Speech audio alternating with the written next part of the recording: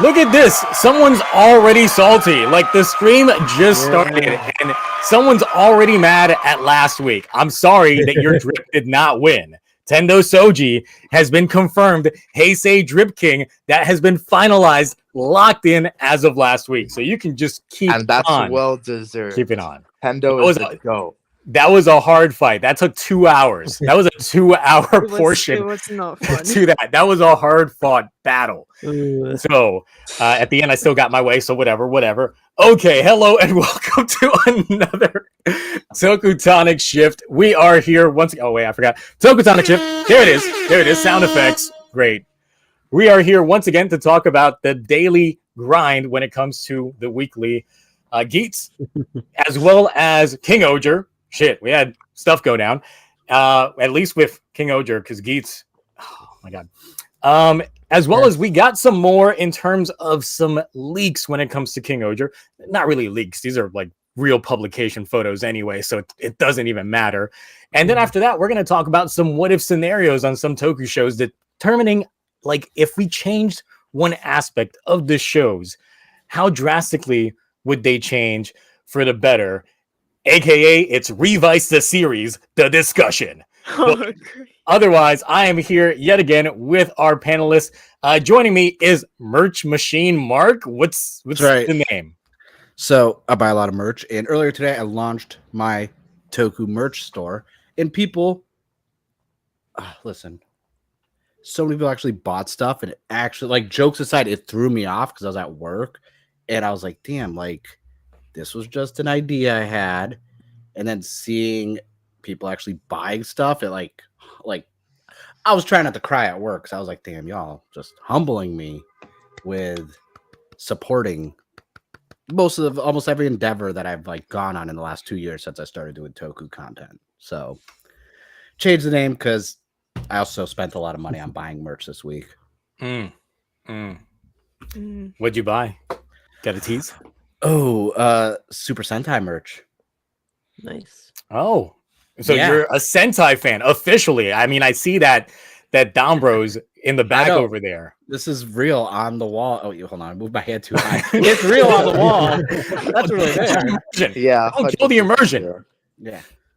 Although Graf is asking, not hat merch? You got no hats? Listen, I'm not going to talk a lot today. I'm sick, and Oh. this is like, Okay. I'm trying see to those sweat excuses. it out of my. Yeah. Yeah, and honestly, like the hat got dirty when I was recording a video. I gotta clean it. Mm. Okay. All right. Ash, the Oxy 360, how are you this fine morning down under? I am doing great. I have some merch that arrived as well. The King Oja. Oh, nice. there it is. That's a bigger box than I thought. That box is so fucking shiny. That box looks about as big as the Donald Taijin. Oh, look, we get a quick super chat. I never took that out of the box. Oh, Got a quick $2 from Cosmic Orchid, who was on last week during the drip feed that we had. Got a link to a good alternate universe of 01 and AO3. What's AO3? I'm off. no idea. I don't know either. Explain I yourself. have no idea. So I don't think the box is Did that you Me neither. did you get the Dodd Brothers like head thing for it? The weird campaign item? I haven't opened the box yet, so I don't know if that's in there. So I'll have to open the box and find out. I'm hoping I got it because I did pre-order it when it dropped. So hopefully that's in there, but I'll find out. Someone's asking when you mean Geats in My Sheets is going on sale for business reasons. I was looking for it. I can't find it. I think someone might have jacked that shit. I don't know where it is. So I'm pretty sure the pages are sticky by now. probably. It was very sultry. Special guest tonight. We have Toku Writer Go. How are you this evening? Yo, what's up, everyone? I'm doing quite well this evening. Nothing much happened today. Very uneventful. I didn't get Sentai merch or anything like that, so not gonna lie, kind of jealous of Mark and Ash over there. But yeah, it's going pretty good. Excited to be on one of these streams for the first time, and yeah. I don't like that the chat is covering you, so Nexus is gonna have to be the one behind the Why chat me? because you are the resident seat filler until Cloudy shows his ass back up. So, speaking of Nexus, how are you this this fine late morning, well, early morning for you? What's up, guys? Nexus back, and I'm back to talk. I speaking of my singing channel, I've actually sang a collab of "Come Alive" from the Live Evil Demons movie. So I've sung Daiji's part on my Like that film. channel. So people, if you have the app of Smule, you can join me as hear me and sing in the collab, or you can just listen. So yeah, you guys can enjoy that. Are you like in a boxing ring pretending to look hard while you're singing these songs and then Why like would I? because it fits the theme? Man, Yeah, no. God, that movie was such garbage. I don't even want to get into it. I said enough. Actually, I didn't say enough. Cosmic, you didn't have to super chat again to answer. You could have just. All right, but Cosmic Orchid again, this time for $5. AO3 is Archive of Our Own, a good fanfic website. A couple of Tumblr friends, let's see, wrote some first there, and they are very good.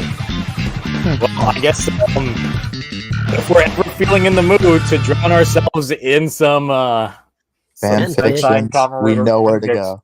Mm-hmm. yeah, this is gonna be a thing. Mm. Yeah. All right, so moving on to this week, we've got the latest episode of Geats, which I don't know. Was anybody actually hyped about this? Like, I'm this very mid episode. We got the introduction to the laser boost Geats form. Jean was Jean. Better Buzz apparently 350 years old, and like I said in my review, don't fall for that bait, guys. Don't fall for that bait. No. And then yeah, it's really like this is the shortest amount of time that I've ever seen like one of these forms literally last. Like we got it for technically 2 episodes because it came out like the end of one episode, and then afterwards it's like we got bits of it this last episode as well, only to get completely thrown out. Pretty much it's just the nap time buckle at this point in time as well. It's just like, ooh, the side effects is just he actually just gets sleepy. There's nothing to allude to anything in terms of like past selves getting thrown in there. I was of the thought process of it might have been cool if they literally had like a scene where Ace had like blurry vision looking at Sumidi or someone, and then it like warped to like a different time period for like a second because he had like time space like dilation in terms of effects of taking in his forms and not knowing where he was, and that could be like something that could be thrown in there. But no, we didn't get any of that. It's literally like, oh no, yeah, he's just tired from going the extreme G's that this thing is going, and that's it. Like he even like bitched out like in the beginning because he pulled out the power builder. He was like, nah, I'm not doing this. I gotta go with the power builder, pull out some gimmicks and weapons that we're probably never gonna see again, or even see some merch for, maybe P Bandai limited type stuff, but otherwise, it was an episode. So start with Ash. What did you think about this week's episode of Geats? Yeah, it was the thing. Like, one thing I did like about it was Gene's character development he got. Like, he had a good arc. He's gone, but probably forgotten about. You never know. But the fight scene was really cool. I enjoyed that one fight scene. But I think because we kind of knew this form was coming due to scans and leaks, like, there was no hype for it. Like, we got it. It was a thing. And I feel like he just used it like nonchalantly with how he got the power. And like there was no like big, like even if we do see it through scans, there's like a big moment leading up to it. Like he just gets the power up and he's using it now. And it just happened. And this is what we'll probably be seeing for like the next couple of episodes until like the final form. But, yeah. Yeah, and I explained Gene's character like development because it really was just like he just went from audience member to, you know what, this shit's too real. I'm gonna go back to the real world and just figure out what life is. And it's like, you got that now? Really? You've been watching this show for how long? Yeah, like if you want to call that development. But some people were. I thought it was like a good moment for him. Like because he had that moment where he's like, yeah, I'll just go. I'm tired of like clinging on to like other past lives. I'll go back and live my world. Which I didn't get flowers. Is he gone for good? No, he hasn't got it yet. He didn't No, get flowers. He might come back. and the thing is, I think he really just had to take time off to finish schooling because he posted up, I think, Yeah. like graduation photos either Oh, today or okay. yesterday. So yeah, and of course these episodes of Geats were filmed probably like back in like January. So Yeah.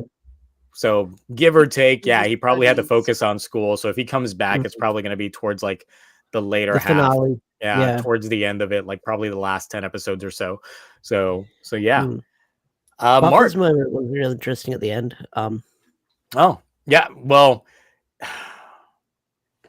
I'm still like, he grabbed the vision driver. He just Yeah. went over to see the goddess of creation. And it's just like, With his thing. okay. But like, Mm. what validation that you need? You already knew this was a thing. Yeah, Like, why'd true, you have true. to, Oh, yeah, true. like, you should have snatched up like Bedabo's finger while you were there or something. Mm. Like, anyway, so Mark, what'd you think on this episode? Okay, I back off of what Ash said about the whole Gene thing. I see the character development there just because he's taken up so much of the episode time. Well, the week before that was literally his episode. Yeah, and this is like I get the whole like him going from like fanboy, like not interjecting, then once it's revealed it's a reality show, then he starts popping up and awkwardly stalking Ace constantly. I'm more curious, and like we saw some actual depth to his personality finally, instead of him being like a cheerleader the whole time. Like when he started crying, and I was like, "Oh shit, he's crying!" And then he's like, I understand the concept of crying, and that you in the past you guys had tear ducts," and I'm like, "What the hell do you have now then? Because if you have tear ducts, you'd have pores. Like, what are these future humanoid people like? That's what I'm more curious now. I'm like, what do they look like? I want to know. Do they look like the villains from Animorphs? Like, I want to know what they look like." Well, for me, I speculated that they look like the anti-spirals from Gurren Lagann. Because literally the way that he described their society, I was just like, oh, this is the fucking anti-spirals from Gurren Lagann. That's all they are. So I wouldn't be surprised if he's just like some black with white outlines thing, looking like he's constantly getting drawn over like an Ed and Eddie character. But you know, that would be entertaining. But like my fear is so many things about what the future people civilizations are like. It may become a plot hole where it's never even touched again or shown to us. Just it's always something that's thrown in the questions like, now Baroba's 350. I'm like, okay, what does she really look like? Because we know they all picked what their avatars look like. Yeah, I want to know. Like, does she look like one of the queen freaking xenomorphs from Aliens? Like, I want to know like what I'm more curious about the supporters and where they're from and what they actually look like than what they're doing right now in the show. Because right now, like, I'm won't pay that off. Yeah, so like I'm hoping everything from this episode means we can get back to like other characters actually doing some stuff, like Kawa, Neon, like Time Fire hasn't shown up. Like he does that big reveal that he got Neon as a wish. Week. Yeah, but what are we gonna get though? Maybe him just being all mad and staring at Niram again, because that's all we're getting. But I mean, there's like one image that I've seen floating around. It's literally him and Ace like back to back, like they cross paths. Looks like they exchange words. Yeah. So it's just one of those things where we're getting that slippery slope where the best part about this episode is we're one step closer from the JGP being over. Because that's just not doing anything for me. Like I'm enjoying Geats, but I still bring up the first 16 episodes were so damn good. Yeah, they were. Like last year's episodes were great. As soon as we got to like 2023, it like took an arrow to the knee and like just fucked up. Yeah, and I'm just concerned that if it doesn't bounce back soon, it's going to hit that lull where it's like, okay, you might not be able to like recover from this fully and get back to how it started, because the momentum shift is just really off. But I'm hoping that changes. I'm really hopeful, but luckily I got King Oger. That's really holding my. Yep. All right. Just got an earthquake. Holy shit. Did you? Yeah. Earthquake. Seriously? Nothing fell this time. Yeah, Oh, I'm no. joking. Damn. Californians out there, like that area won't exist in like 20 years anyway. So I'll be. his I'll be buddy's cutting sweating it by off then. like he's doing Florida. So, all right, Tokyo Rider Go. What did you think about this Okay, so week in Geats? So this is gonna have to be the one section of the stream where I'm gonna stay silent because confession, I haven't been caught up since episode 16. You literally dropped like right when the show peaked. that's the Yeah. funny part. But yeah, I'm going to it's I don't know what it is with rider shows, but I feel like I'm able to watch Sentai more week to week.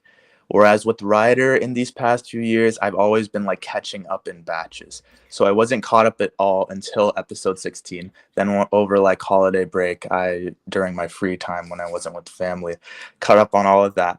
And, in my honest opinion, I like Geats, but it's just... It's a really good show, but it doesn't do anything like crazy for me. And I think especially running alongside Dawn Brothers and then most recently King Oger, it hasn't caught my attention as much. So if it really has declined, it's bad news, but I'm gonna have to see for myself. But yeah. Which is surprising since if you are enjoying King Oger, you understand that the production staff working on that actually were understudies of Takahashi, who is the lead writer for Geats. So it's like very like adjacent to it in a sense, just because of the production staff. Yeah, in a sense, because I mean, going into both the first episode of Geats and then the first episode of King Oger, I did have one similar thought on them in that I was like, this is the most climactic I think Sentai and Rider have felt in a while. In terms of episode ones, definitely. Yeah, Those were just definitely episodes how like they went in. But yeah. But yeah, that's surprising. You're technically the opposite of Mark because Mark is the opposite. He can watch Rider week to week, but then like Sentai, he was like, yeah, I gotta binge it. It's like the only way. And also another unpopular opinion that I might like just throw out right now, but we're gonna be discussing Revice quite a bit later, I'm sure, with the whole what if thing. But personally, I enjoyed the first 16 or so episodes of Revice more than Geats. Let's go. We'll get to like my thoughts on Revice with the what if thing. Yeah. And the thing is, just like the first 16 episodes were like, well, there's a lot that happened in Revice up until this point, and like I got asked on Discord the other day, like where my headspace was in terms of like the current episode outing of Geats, since we're on episode 28, like was Geats or Revice better at this point in time, even like 28 episodes in, and like I'm like looking at Revice at that point in time, Revice was definitely doing better. But the thing is, literally, it dropped off the next episode with episode 29, because episode 29 that's what everyone says. Everyone says the recap episode. That's where we started getting episodic. Mm-hmm. Yeah. Then that's when Akaishi got thrown in, and so we'll touch on that later. So Nexus, what are your thoughts on this week's Geats? So actually, okay, definitely it was better than last week because we were able to see Jean's development. And okay, as people know, I'm an X8 fan. I saw a lot of parallels to Parado, but then the trouble is that it wasn't executed as well as Parado back in X8 with now Geats and Jean. So actually in Geats there's a lot of parallels that I'm seeing with X8, but yeah, I just don't think that his development arc was pulled off that well, but I'm still happy that we got like the development that was needed for this character. And also and also the fight scenes, like the fight choreography this week, totally better than last week, because the fight between Glare 2 and Laser Boost, I like those camera shots. And that was the only time like we were like, we're feeling that. And also, I must say, I'm mentioning two things. I like how the filming set was completely the same for King Oger, like how we had the village and then we had that mountain. when I was rewatching the episodes today, I was just like, wait, these filming scenes are the same. So that was a neat point. And then Yeah, since Toei has a I'm- specific set that they always dedicate to like period Mm. pieces. So they always keep that in the back alley, and it's been reused so many times. It's just ironic that they happen to have 2 episodes that reused literally the exact same set. Yeah. And then also, since I am the music person here, we actually got a music collab between Gene and Geets for Live for the Moment. And I must say that is that's like my favorite song out of like all the Geets. Like Keiwa's eyepiece is up there, but I think this song, Live for a Moment, has just bunked it up there because it's those drive songs, and I just love these type of duets, and it's those drive songs with the guitar acoustic, and I was like, oh, I really like this song. So yep, I shout out to that song, and it was a really good collab as well between Gene's actor and also Geets' actor as well. Let's not also acknowledge the fact that they did play the second verse of Trust Last during I that was fight as well. ignoring that. yeah. I was ignoring that. I was like, I'm not gonna. Because they completely just went like, oh yeah, let's hit y'all with this verse that everybody just abstains from so much. And I was just like, Y'all okay, ruined we're the really fight going for me. here. You ruined the fight. That was for me. legit trust ass. Everybody will understand this context tomorrow. Yep. But okay, so anything else to throw in on Gates before we get to good show? Mm, It's a good show. Yeah, Why is Kuhn so scared to talk to Neon in person when he literally confronted her after the cafe? The thing is, it seems like he possibly is doing a facade, like when he's sending out the messages. Either that, or he's legit like one of those internet personalities that acts differently than the way that they come off when they like type up like DMs or things like that. Because sometimes people, like when they're actually talking to folks, don't come off the same way as they do via like written dialogue. So maybe Kuhn's one of those guys where like his written dialogue comes off completely different than how he actually just talks in person. Like he has that two-faced persona of some people like online in some senses. So Also, we're 28 episodes in. If Punk Jack doesn't come back soon, I'm gonna start some shit on the internet. yeah, what happened? Like, Not I because know of he him. I has don't care about him. I want his grandfather to come back because he has something to do with DGP. Yeah. the fact that they introduced more sponsors and then we've only been getting technically Neon's dad this entire, even like Nero's been chilling out with the dude like far too frequently, and it's like, Yeah. okay. And Nero Yeah, stopped just- eating food. He was so obsessed with food for the longest time. I'm like, is he fasting? Like, They forgot, just like the buckles that everybody has and when they should use them, which was another thing. oh, the buckle inventory system that I don't understand, that I've been I trying don't to understand it understand. either. Like Why I would- mentioned this on Discord. I was like, I kind of think that like this show, as well as the writers, need like that ending transition that we've been getting all of Heisei 2 all the way up through like Revice, where they show us like the gimmicks that they've got up to this point. Because it's just like, it would help out, especially if they have like an icon that shows like Geets, Nago, and Tycoon, and then like the buckles like surrounding them, some shit like that. That way it's just like, okay, Keiwa's got the boost buckle this week. Why does Geets have it this? What? And it's just like, okay, Twin Command. so Tycoon's had Twin Command since like episode 18, 19, something like that. But the thing is just like, you literally have had it this entire time and you have not bothered using it until now. Or would they pick weaker ones instead? It's like, how'd you go from Twin Command that you're going to use Ninja? Or this was that Nan had the freaking Fever buckle, but she's like, I'm just going to use Ninja. I'm like, doesn't make sense. Doesn't make sense to me at all. According to the wiki, there is something like that they post on there in the episode synopsises. I think you find it on the website, but it basically is an image that has what belt buckles everyone has or they've been I have using. seen, because I always read the Kamen Rider official website like after each episode. Oh, okay. It So that's what it's from. changes, which is not like, it's not consistent. It changes every week. So because of that, I still don't understand what the belt. So they're literally just going based off of like, well, on this episode, this person had these buckles, and that's it. It still doesn't justify why they're picking weaker ones instead of other ones. Exactly. In a way, It's like if Kayla literally threw in the lines just like, I've got the Twin Command, but something about this buckle just sings to me, and then he henshins, and it's just like, okay, great, cool. Like Just something like that. When Karibo wants to be used by Yugi, he's like, I'm gonna play this. It's like Karibo's like, no, put me down. It's like you're 100, 200 defense attack. Like, why am I gonna do this right now? And it's like, no, come on. It's like, I don't get it. I'm done like trying to understand a lot of stuff that's happening in the show right now.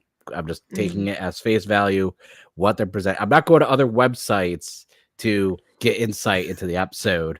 I'm not trying to do research. I'm just trying to watch a TV show. Especially when you're going based off of like, since we do reviews on a weekly basis when it comes to these shows, trying to like get some extra like information. It's like, it's good to get some extra information, but there's such thing as getting too much. It's like, if you're just a regular consumer of this show and you're just trying to go based off of what was presented within the episode itself, then yeah, there are some missing pieces that do ask some questions.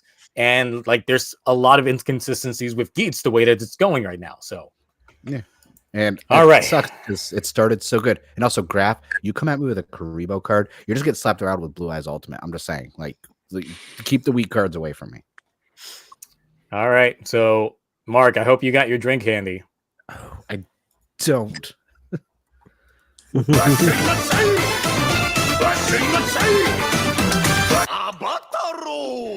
All right. So this week, King Oger, we got some more Himeno action. But it really focuses on, the big Dibousuki, as I mentioned in the title of this live stream. Because, yes, we did get proper introduction to, what was it, Kisaragi, Dibousuki? Kusaragi, I gotta remember. Kaguragi. Yeah. Dibousuki, like, it's only been one episode. Yeah, it's so much. It's so much. I'll learn the name by like 10. We apologize. I haven't started doing the proper reviews yet. That's going to be like this upcoming week when I actually start reviewing the show now, like week to week. So I've got some time to digest. Plus, I'm drinking room temperature wine. Y'all cut me some slack. I just chugged the whole swig to Himeno here. So yeah. So yeah, we got introduced to Hachi Oger this week. Definitely playing up to his character description. AKA definitely playing all sides just to get his own country's benefit. That's the entire thing. He was completely hamming it up. And his hamming up with Gira's hamming up, I was just like, man, I am eating good tonight when it comes to pork, because they're just feeding me all this stuff right here. Like a lot of the fake outs that we ended up having with this episode, but overall, still an enjoyable ride. The ending was pretty good. I can't say that I didn't see it coming, because I kind of did see it coming. But there's some sprinkles of other stuff that happened in this episode that we'll touch on. But Toku, you clearly want to talk about it, so I'll let you take the lead on this. What do you think? All right. So, okay, this was a really, really good episode. In my opinion, it wasn't quite as great as the past three, but that's not really a bad thing. I still think it did its job, in introducing, it's taken me a while to learn names, but Hachi Oger. And it did a good job. We'll touch on that, Cosmic. Introducing us to his character, doing anything for his kingdom, and with the whole food is life thing, and how he defended. He was in, what's it called? The Kabuto thing, and he defended the farm fields. That was pretty cool. Overall, I think his character, they're definitely establishing him as someone that for now we're not supposed to like. But that could obviously change. I'm interested to see where that goes. I think a part of the reason why I don't find it as compelling as the past three episodes is because Tofu as a kingdom is like a lot more boring to me than the past three. But yeah, it's just farmland. I mean, it's a safer kingdom, so I can honestly, like, between Tofu and Enkasopa, I can see those being like the most frequently used like set pieces for a lot of things, just because it's more practical in a way than everything else that we've seen. Yeah, because I mean, for Enkasopa, you just have to go to like city-like areas, and then for Tofu, you just go to like the field, the mountain, the fields, basically. Yeah. So, yeah, It's definitely going to be a kingdom that we'll probably go back to quite a bit. And yeah, I like how at the end we got our little transition into next episode, seeing Rita as like, and kind of introducing the whole persecution and judicial element of what's it called? Papillon's kingdom, Rita's kingdom. Well, Forget real quick, what group are you in? Are you Team Himeno or are you Team Rita? Like, these are the real questions. Putting you on the spot. Team Rita, just based on Let's the fact go. that you know, purple. Damn. Nah. All right, I see how it is. No. You're fine. You probably got chat on your side on this one. I think Mark You're and on my I. side as well. Yeah. Mark and I think Ash, because Ash, you're Team Himeno, right? Now Team Himeno. Okay, You so have Toku, if you have 7 hours to okay, spare, so I it's have a three- whole dissertation on him. It's 3-1 in the stream, but amongst the chat, or it's 3-2 in the stream. look, even in the past, look, chat. I can open up the poll once again. Oh, All right, let's see. Waifu Wars Part 2. Wife Wars, the sequel. Electric Boogaloo. Okay, let's see, because this is Waifu going Wars to be Part becoming 2, a Himeno reoccurring thing. Reoccurring thing. I think we should ask this question every week to see how the poll changes. I mean, once we get to like know Rita more, then that could play into things. But I think that it'll only make people like Rita more because I don't know, she just seems, or they just seem like a badass right now. How? We haven't even seen anything to like Rita. We really haven't. We've seen, I mean... Oh my god, a just- reflection just- in a doorway mirror. She's looking at books. Oh my god. Oh, she's walking slowly, menacingly towards Gira to lock him up. Yeah, but Himeno said this menacingly, house so- is mid and blew it up. Absolutely.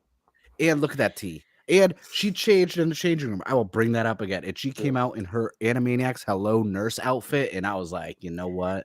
I had a I've made my question on choice. that. How on earth did she change so quick? Because we saw her in the cockpit with that outfit, and then all of a sudden, Listen. the next scene, she's on the carriage with this outfit. I was like, You never seen a Girl? quick change act? Oh, Go watch some Britain's Got Talent. I'm sure there's some quick changes over there. maybe. Common thing. right. Plus, so you question her changing regular outfits, but you don't question her changing into her Sentai outfit. Look, come on now. Priorities. All right. Anything else to add, Tokyo, before I move on to the next person? I think that's about it for this episode. But yeah, I'm really liking King Oger so far. I'm excited for next episode where we actually get to, see what Rita is all about. We are gonna have to have this conversation again in a few weeks when we actually have like a solid amount of their characters to go off of. Okay. All right. Ash, your thoughts on this week's King Oger? Welcome to the rice fields, motherfucker, because Dibousuki made his grand appearance. Hey. Hey. But yeah, like, I think he's a great character from what we've seen. I think I want to see more of him because this episode was basically, like you said, introducing what his bio said, where he was kind of playing all sides. He's sort of manipulative. I love his fake laugh that he did, that fake cry that got me, like that over dramatic fake cry. Absolutely hamming it up. It's great. Yeah. And then that scene where they're sort of arguing in the dining room or the food table. That was great as well. One thing I feel like is interesting note is Racules had the God Kabuto the whole time. He's had it for like 2 years or something. And now he brought it out, but now he's lost it again. So it makes you wonder if other kingdoms will have these God beasts or God bugs. You're talking about And God we see them- Sasori and God Bata that we Yeah, haven't yeah, yet to where see are they yet. Like right the now. other two. Mm. The thing is, it would Things- kind of like make sense for Tofu, possibly only because it's like my speculation early on was really that because like Mhm. God, I keep trying to like remember his name in the right pronunciation, but I'm not gonna get it right, so I'm just gonna call him Hachioger. But since this guy is the oldest one in the cast, Like I always was like, he's got to have the bigger relationship with Raculus because like both of those actors are like 33 years old around there. Yeah. So like since they're playing up those roles, I always felt that if there was anyone to side with Raculus out of any of these other kings, it's going to be him because he's probably has the most history with him. So it would make the most sense. And we did get that with this episode in a little bit of a sense, but we haven't gotten the full fleshed out portion given how the episode ended. So I'm definitely way more curious to see what that dynamic between him and Raculus actually is. So I did enjoy from what we saw so far, but I feel like we need more episodes focusing on him to sort of understand like his entire mindset. Like I like what we saw so far, but I want to understand his mindset from what we've seen. But his fight scene was like really cool with how he like hams it up, like doing these sort of kabuki poses and stuff like that. These sitting down and attacking. That was really freaking awesome. I did like the scene where Gira looked at the like the dirty potato and took a bite out of it. Anyway. That was pretty all right. Rita's actually winning the poll right now.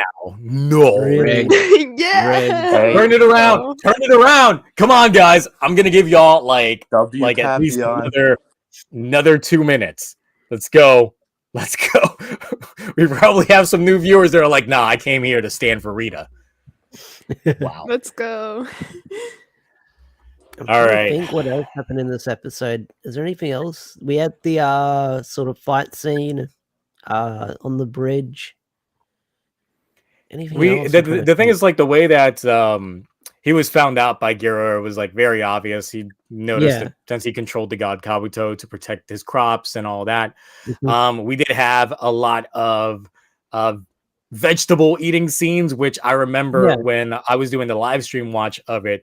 People thought that maybe he might have drugged the food that they were all consuming, but that didn't happen. They were just actually just eating the food. And of course, Gira eating the bug-ridden, like completely dirt-filled vegetables, like it was like the best thing on God's green earth. It was amazing.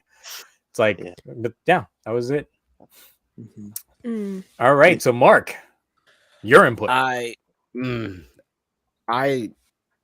I'm going to be piggybacking off of Ash. Dibousuki's fighting was so good. It reminded me of that. Oh, what was that? Was it the Kung Pao movie? That was like really outlandish. Yeah, like really outlandish fight, like that style. If we did a drip off for Super Sentai characters, Dibousuki would win. Like the man's got a drip. I like he's. It's tough to beat that. Like and. I don't know if it was just me. I felt like this episode was quicker than the previous three. It went by a lot faster. Yeah, me too, definitely. And the kingdom didn't seem as much of a focus as, we got a lot of the interaction in Nakosuba between Yanma and his citizens, even Himeno and hers, and Shuga. Like this one, I didn't get like the depth of how his citizens in his kingdom, how he is as a leader, other than he'll do what he has to do to protect, which is kind of like what all of them do. But I would have liked a little more time spent in the kingdom itself. Still good episode. Like I don't have like a Super Sentai like knowledge, like critique it from the standpoint of like tropes and pacing and anything like that. But I did enjoy the action sequences are really good. And I like the filming style that like I still have friends because of those Sony tweets are asking me like, hey, what's this whole King Augur thing? And I'm like, King Augur, like, yeah, whatever it is. Like they're using the Mandalorian stuff. Like, I know, just watch the show. Do you want a link? like it's good. And they've seen some of the clips on Twitter and this, that, and they're like, it's Power Rangers. I'm like, I'm not getting the semantics of it, but just watch it. And I had a friend actually watch the first 3 episodes. And he was just like, are they all produced this good? Are they all this great? And I'm like, well, not filmed the same way. And I was like, I can't really answer that. But it's such... I don't know. I'm really hooked. I'm trying not to read too much into it because I see the scans. I see what everyone's talking about online. And, Rackley's still a dick. Yes. But I think with the golden sword. Yes, Yeah. the dick with the golden sword. But we'll touch on that later. A cool In a golden bit. sword. Yeah, it was really cool. But I do like how Dibousuki was like working with Rackley's, and then when he goes and he starts, hey, our deal, do this, that. Then Rackley's like, no, I'm not gonna help you. And then all of a sudden he's turning. He's like, you guys can save me. And it's just like, I love how he has no allegiance to anybody other than himself and his kingdom. And he's just playing both sides. And I was like, this is really good. I did notice in one of the scenes, like when Rita was in Shugadad, where she's like a judge or she works for an investigation of a judge or something. I don't know if like the subs, because I watched the first subs that came out that weren't the best. Yeah, the show subs or whatever they're called. Yeah, the ones that are out like within like an hour or two after it's done. So yeah. Then you gotta wait for the right roars. yeah, and I was just like, that is the only thing about Rita's character I'm intrigued by. That's all I have to say about this episode. I'm hoping this weekend's episode, I hope by the time it's over, everyone who has been sipping for Rita without any footage or character or anything, even words being said outside of the end of You this say that and episode- you know it's going to be worse, which, by the way, I have to just quickly acknowledge the poll because I am a just and fair person. I gave y'all more than enough time, and 68% voted for Rita. Let's There go. we go. Yay. Nah, we're not gonna make that joke. Nah, this is a W chat. It's okay Oh, to be wrong at times, okay? You'll saw how see. chat Eventually, was you'll be during like, our- I'm getting too much of her. I'm done. Or they'll have I a did- phase where it's just like, no, we're going to change her fit now. She's going to go change that style. And they're going to be like, no, what did they do? Or they're going to simp even harder. No, I'm just gonna say if Rita doesn't meet up to all these expectations after 5, 6, ever since the reveal before the show even started of everyone simping, I hope Rita doesn't meet your expectations. Because next week, the shit-eating grin on my face, I'm gonna be so humble when I accept all of you into the Himeno Simp clan. And No. it's gonna be great. We shall see. 'cause- We shall see. But jokes aside, I am really I really like the dynamic, and it is something like now I'm just like asking other people like, hey, I know we're not part of the show, but like, do we have any more stylization of Sentai that's similar to this? Not in the same setting or story, but like these types of characters, because I want to see more. Like, I'm really like every character has something that's really intrigued me, which I don't get in Kamen Rider. So I'm actually really enjoying the show. Yeah, it's still a ride, but of course we are early on. It's 4 episodes in, so I know. still a lot to go through. But Nexus, how did you feel about this week's episode? But actually, real quick, someone did ask specifically for Ash in the chat earlier, how do you feel about the snail turning into the gun? I'm trying to pull it up, love but the it. chat was It's moving too fast. I love it. It's a mini gun, and I like the scene when Himiko used it. That was pretty cool. She was as well. laughing maniacally. Yeah, I think they got me with it. The way she calls Um, over like this, and I'm like, Mm. I mean, it was great, but Rita's relatable. What? God, I'm just How?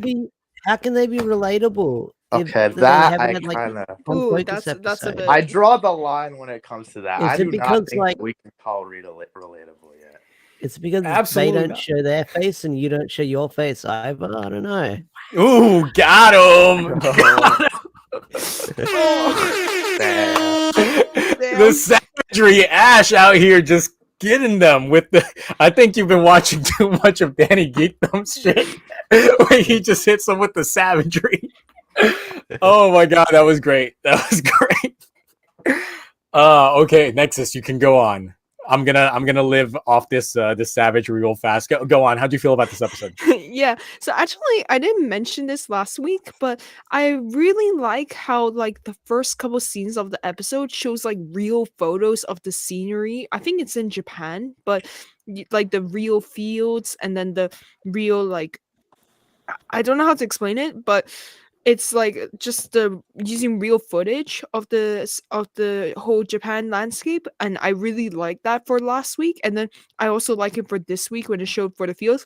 But man, Dibousuki, this guy, I got so caught up because I thought, like, I thought that he was like, I didn't know he was going to betray Gira right at the end when he was holding his hand and taking him to Rita. Like, I thought he actually turned, and I was like, "Oh, okay, we're gonna get Really? a good guy." With that amount of Yeah. cheese and the acting? No, What's wrong with you? I had a bit of like uncertainty, but I was like, "Okay, can we?" Nah, are we during good that to live it? stream, everyone was just like, "Oh, that was quick," and I was like, "Yeah, like that's Yeah. way too fake. There is no way this man heel turned like that. Absolutely not." Dibousuki had quite the grip on him because Gira Yeah, couldn't I even think I break free saw of it. him. No, I did see something suspicious, but then also I like how the two mechs hugged. Literally the Kabuto and the Kuokon. They did. Like yeah, they, saw they that. just Yeah, I hugged, like and I was that. just That was like, great. that was so cute. Just seeing those two mechs together. And then I also like the eating scene where they were fighting quite a lot and you could see their personality. And but I really need more on the villains. Like, I know who is it? Who's something the eighth? Sorry, I don't have the name of Death the Narak. Defnarak, yes. Pardon me. So this guy, he comes up and then he had his CG attacks again until it almost hit like Dibousuki, so Kaguragi. So then I was just like, I need more. I just need more development because I feel like that's starting to now become a monster of the week where basically he just sends one of his monsters every week to fight or destroy one of the villages, and I'm like, I want more. I want something more than the less generic this type of thing. And then also I like that scene where basically Rakulis was like being with his people and shaking hands with him and him being like, "Oh, I will help you guys." And I was just like, "Oh, this is Dick. No, no, why are you following him?" Like, it was painful to watch. And then who is it? Gira's friend, Chiku. Having that Sorry, disdain face when Raculus was just there in the village. and then Yeah. just left him hold the hand. I was like, that's a very good touch, and I'm happy that they're getting a lot more like development in the ways. So I hope that pays off as well. But overall, I think this episode wasn't it's as Writer Go said, it's not the strongest. Like, but it's Episode 2 still is still my favorite out of the bunch like it's right now. still Yeah. really good. Like, if it's not the strongest, it's not the strongest as in it's an A, when the other episodes are like A plus or even S tiers. So that's Yeah. that's how King Oger has put the bar on this. It's really high. So I'm excited for the coming up episode and seeing what Rita will give to the team, and also maybe we shall see maybe some of her secrets. But yeah, excited to see it. Yeah, I agree. If I had to do a rating like that, I would say the same as you. The past 3 episodes were like all S's. This is an A. And honestly, I think what Mark was saying about the fact that we didn't really see interaction between, I'm just going to call him Hachi, and his kingdom might be why I wasn't as engaged by, I guess. Yeah, that was a really episode. good point. But that was too. probably Yeah, it was- purposely done. I feel like this is one of those characters that's gonna end up like playing Yeah. the field for like several episodes, and then they'll pull the rug from under like the rest of the cast. Probably like halfway through, like he'll still be playing the field even when they think that they got his trust. He's still playing the field. Still probably, yeah, 100%. And I'm not really saying that that's a bad thing. I'm just saying that is why right now I'm not as, I guess, endeared by him, or not by him, but like, Yeah. because I like him so far, but I wasn't really as endeared by this episode because I liked how in the past too we found out why the people worship, or not worship, but like they follow Yanma and Himeno. Yeah, they all have their own justifiable reasons, and his is just we don't know. He just knows how to sow the crops the best way out of anyone else. that type of thing. Are we So gonna talk about that big old hot pot they had though? yeah, Oh, that was. Yeah. I was watching that. I was like, man, I would destroy that. Yeah. That looks so good. most of it was keto friendly, so I would have been down for I it. know. So See? You Yeah, know, we one should thing hang out.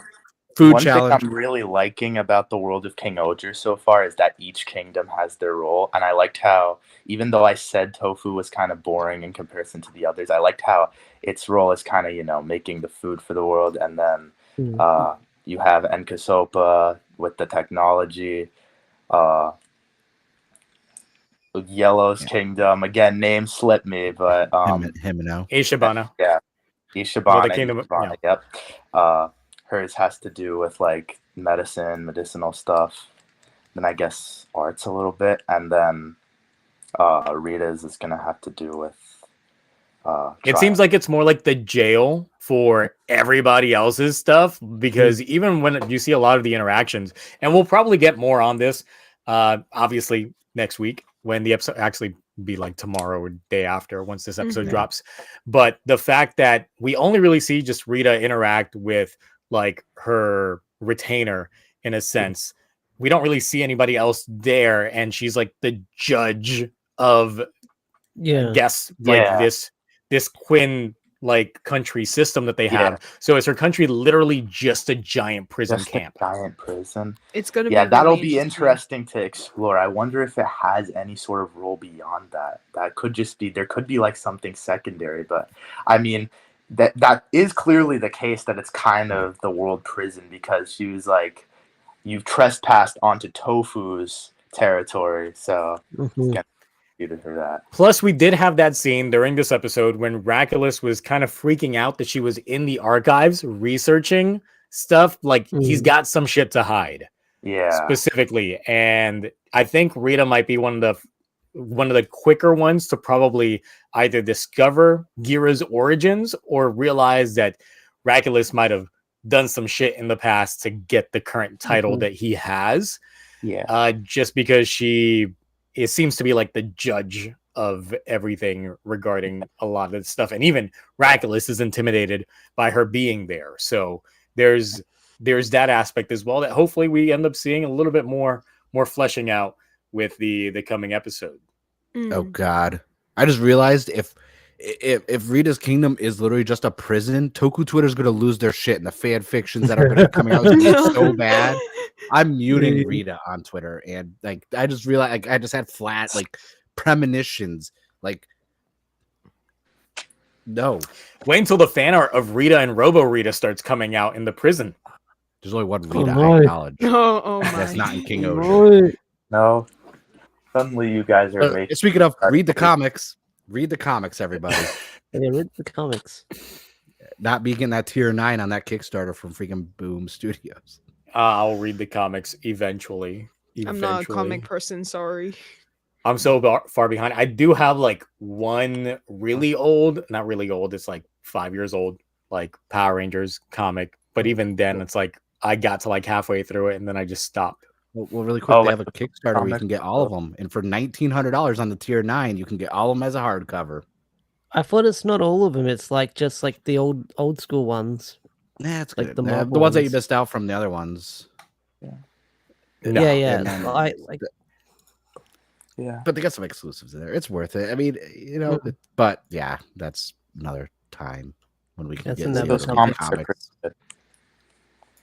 All right. So the worst kept secret of this show has been this. All right, Oh, here we great. go. Okuwagata. Yep. Okuwagata.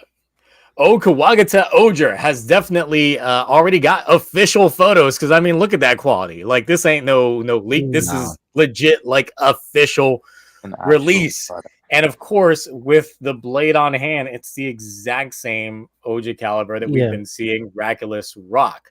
However, there seems to be a lot of mixed messaging when it comes to what is going on here, whether or not it actually is Raculus or if he's trying to find a champion to actually be this Okuwagata Oger. Now, the thing is, like tomorrow, well, for some of y'all already, it's already April Fool's.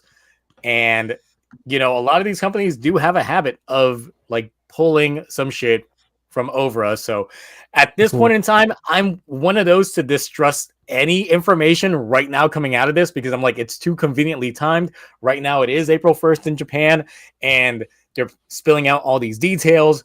Like, I don't know what to think specifically, but I do like this suit just because it's like outside of just the red, because this has some more contrast with the shiny gray. It's not silver. That's the thing. It's just a shiny gray exterior along with the black in there. It actually adds a bit more definition and contouring to the color scheming than the rest of the like King Oger's costumes. But real quick, got a super chat in Nygaard. Zio, when you said Robo Rita killed Trini, I was like, oh my god, this has so many layers of. Oh my god. Wow. Okay. Okay. Well, thanks for the $5. I'll take that one. So, all right, Tokyo Rider Go. What do you think about the current state of information? I say that in quotation marks because it's kind of like hit or miss in terms of the information source, in terms of Okawagata Oger and who it might possibly be. Do you think it actually is Raculus? Do you think it might be one of his retainers, or it might be someone else that has not formally been introduced yet? Okay, so I could see it going any of those three ways. I personally would be the most excited if it was someone completely new. But I mean, or actually someone that Racules picked out to, be Okuwagata. But You really think he's that quick to usurp like that kind of power to somebody else? well, I mean, the thing is, like, he could obviously have his reasons, and the show could like expand upon that entire thing, which would lead to like, an interesting plot line there. Why does he just allow someone else to be Okuwagata rather than just taking that power for himself and, trying to get what's his face? Gira out of the I'm sorry, there's no way. I'm sorry, but someone in the chat was already like, probably Gira super. Ain't no way. No, Already? not true. No. Already? Nah. No.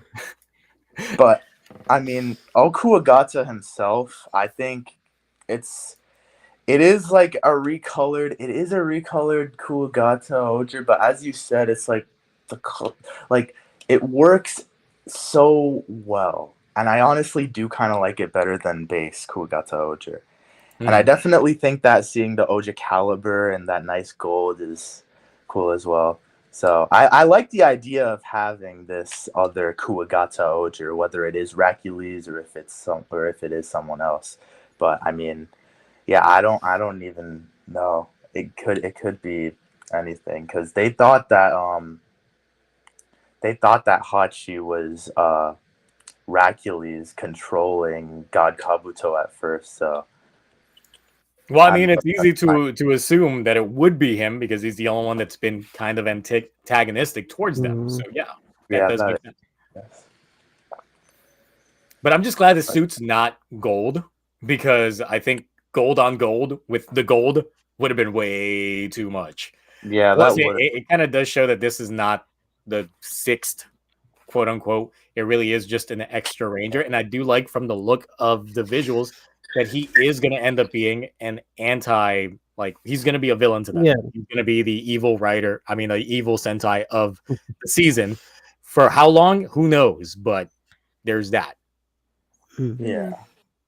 And of course, I think it was stated in one of the descriptions that I saw that this is called the Oja Caliber Zero, which means it predates the other Oja Calibers, which kind of makes things confusing in a sense. If it's the prototype Oja Caliber, that means that it's older than the other ones that are already over 2,000 years old. So it's like, what are the drawbacks to this being like the proto version of the King Ogers in that sense as well? So there's all of that aspect and more. Like it probably has like a power creep, but then like a limiter in terms of how long it can be used, like most prototypes typically have in a lot of these shows. So we'll see how that ends up playing out. But yeah, that's a little bit more on there. So Ash, what do you think about this information? I think You it did looks put out a great. video. You got to plug Oh, it. yeah, I You did did. do a video Yeah. already. Yeah, talking about scans, but this was before this image dropped. It was mostly looking at the scans, but seeing this in high quality looks really freaking sleek. And seeing this photo, yeah, it does look like a shiny gray color. But I am curious to find out who it is. Like my money is on Racules, because I don't think it would be his champion. Like I feel like someone like that would want to have all the power, and seeing how Gira slided him. From the scans, it looks like he's going to fight Gira in this form, and I feel like this Silver Ranger is going to show up, and it's just going to body Gira to show how much of a threat he can be. And then that's probably when we'll get the introduction to like the real Six Ranger. But if they keep showing up and wrecking shit wherever they go, I'd be down for that.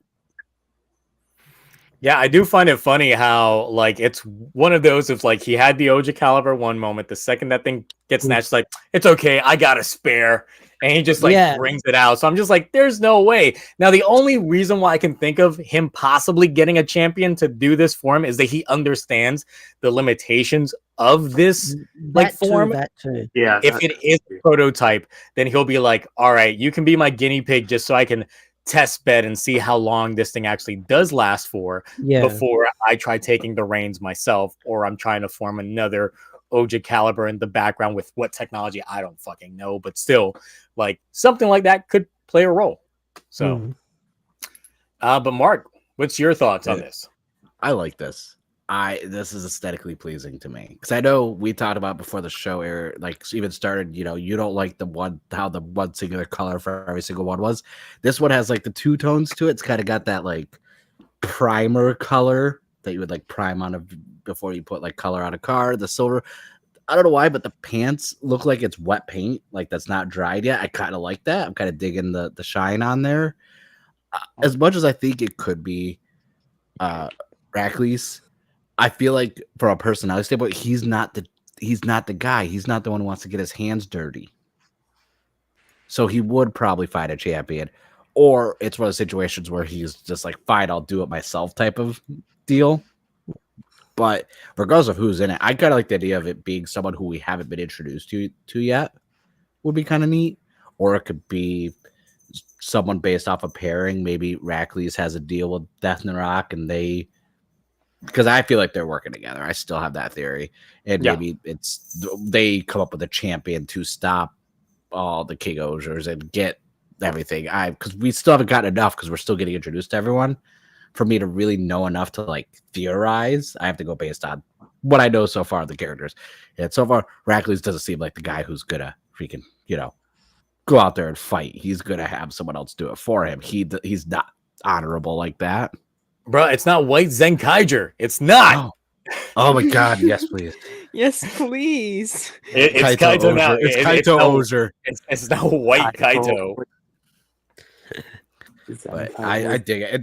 That Ozer Caliber 01, the name Chef's Kiss. I like that name. Yeah, it's a cool. I like the way it know looks. his name that until now. Yeah, I just found that out as well, and I need a moral edition of that. Yeah, this definitely I'd be more inclined to get this versus the Oja caliber if there is a memorial edition released. I would like both. It's I have prime real estate to put them, and I could have them crossing each other right there. That'd be cool. It's Taro. It's White Taro. Look, I've been wanting that for too long. If it's White Taro, y'all won't see me. I'll be in the back room still nutting from how great that would be. Like that's just how great that would happen. But it's not going to happen. So definitely not happening. But like, if it did, this show would SSS too. Yep. Peak. Nexus, what's your input? So this is also my first time seeing the quality photos, and boy, oh boy, that suit looks really good. So much better than the red. Now it's making me wonder what would the 6 look like in a ways, because now it's taken like the silver grayish type color. So would the 6 be gold or would it be a different color? We'll have to wait. But Well, now I'm also Can I get looking. green? Can we go back to green? Can we go back to like a basic color scheme? Oh yeah, I'm we can. tired of silver and gold. Yeah. yeah. And I then mean- looking at the sword, I'm now, because it was mentioned before that how the other god like mechs can be in other countries, but I'm looking at the sword and I'm seeing like a scorpion sort of sting, and then the hopper. I think this Oh, caliber you're right. can control the Yeah. I think this caliber controls all 3 of those mechs of the legend legend Yeah, Yeah. sword. it doesn't ways. have the same boppets as the regular Mm. OJ caliber. So Oh yeah, it is. wow! And if I you just look at Yeah. and if you that look for at the the first time. gods, they do have like silver and black on the gold and black on them. Yep. So it does match with So Yeah, that. because that's of neat. it, That's it looks like that also gives us more evidence that this caliber has been here for a long time, because a long I time. think the legend Zords were even before the current ones that we have. So this able to control it, then yeah, it's been a really long time. But so yeah, and then identity wise on who this. Now I agree with Mark. I don't think Rackless is the type of character that would fight. Like he's just a guy that would be on the chair in the kingdom and just watch other people get their hands dirty. But if he does if he's the one that fights, then I'm up for it. I want to see him throw hands. But yeah, so I really want them to surprise us and give us someone else. And it's like someone that we don't know at all, or maybe someone that we do know but it's like very unexpected, or it is Rackless in a ways. Look, if Rakulis is the type to just sit in the back and let everybody, he's a punk bitch. I don't care what you say. Like, I'm just Yeah. like, nah, you a bitch in So- terms of like how I'm concerned. Nexus said something really But- quick about the symbols on there and controlling the god ones. There was a line Yanma said, because Ash brought it up too. It wasn't 2 years ago that they discovered. 2 years ago, Yanma was able to basically reprogram Kabuto for Rackless to control it. So does that mean maybe because this looks kind of constructed. I feel like that could even be a storyline where Yanma made that, because then it piggybacks off of the whole it being a prototype thing too. Mhm. That maybe Yanma was trying to make this for Rackless. So Who you knows think what it's else they not have a, cooking. a prototype of the Oja calibers, but a prototype to a new weapon that possibly could end Yes. up becoming the 6th? Oh, that Yes, also that can was work, used yeah. to control the ones, because 2 years ago he was able to make one of these 3 god tier shoe gods controllable, the Kabuto one. But what about the other 2? Why aren't they under his control then? So what else was he making? Because we don't know how much Yanma's made for these countries. We know he's in charge of tech. Mm. But it makes sense. Honestly, like the way you phrase that makes me more inclined now to believe that this is not an ancient relic of 2,000 years ago, but might be something more modern, literally to see about controlling the actual 3 shoe gods, like the gods themselves, the god Kabuto, Sasori, and Bata. Mm. But yeah, Still want Tokyo this one Rider, back. I know you've been wanting to chime in. What you got to say? No, I just wanted to like, with the whole 6th Ranger thing, that could definitely be a possibility. But I mean, correct me if I'm wrong. A lot of leaks have been pointing towards the 6th actually being white. So going back to your thing Yeah. about gold and silver, this might be the streak breaker, which would be really good. I'm actually down for another 6th white, because the last white that I think we've had as a 6th, if you count Geki Chopper, I think that is the last, right? Ooh. Yeah. Yeah, that may be the Nice. case. But I mean, if the whole spider part of it is true, though, then I don't know if like that whole thing about this turning into something that has to do with the 6th would actually happen. But I mean, we'll have to see. The leaks could be totally wrong. So Mm. Could happen, but But- yeah, in terms of white, yeah, I would say Yeah. it would be that, because technically in Q Ranger was an upgrade where he became white, and then He that one became was also where Orion. we got the 6th, but he was actually the 10th was Yeah. actually like red, but yeah, Q Yeah, Ranger is right. wacky. Well, that sounds okay, well, people in the confusing. chat are saying I don't count Geki Chopper. So if you don't, I think then Deca Break would be the last white 6th. Oh, that is long. Yeah, Deco Break would have to be. Yeah.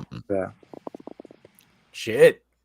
Mhm. Well, I have no previous seasons to use for reference, but someone said another Yeah. Reddit called Killer Osier, and instantly I was like, what if it was a maroon and we go like we go Quantum Ranger style?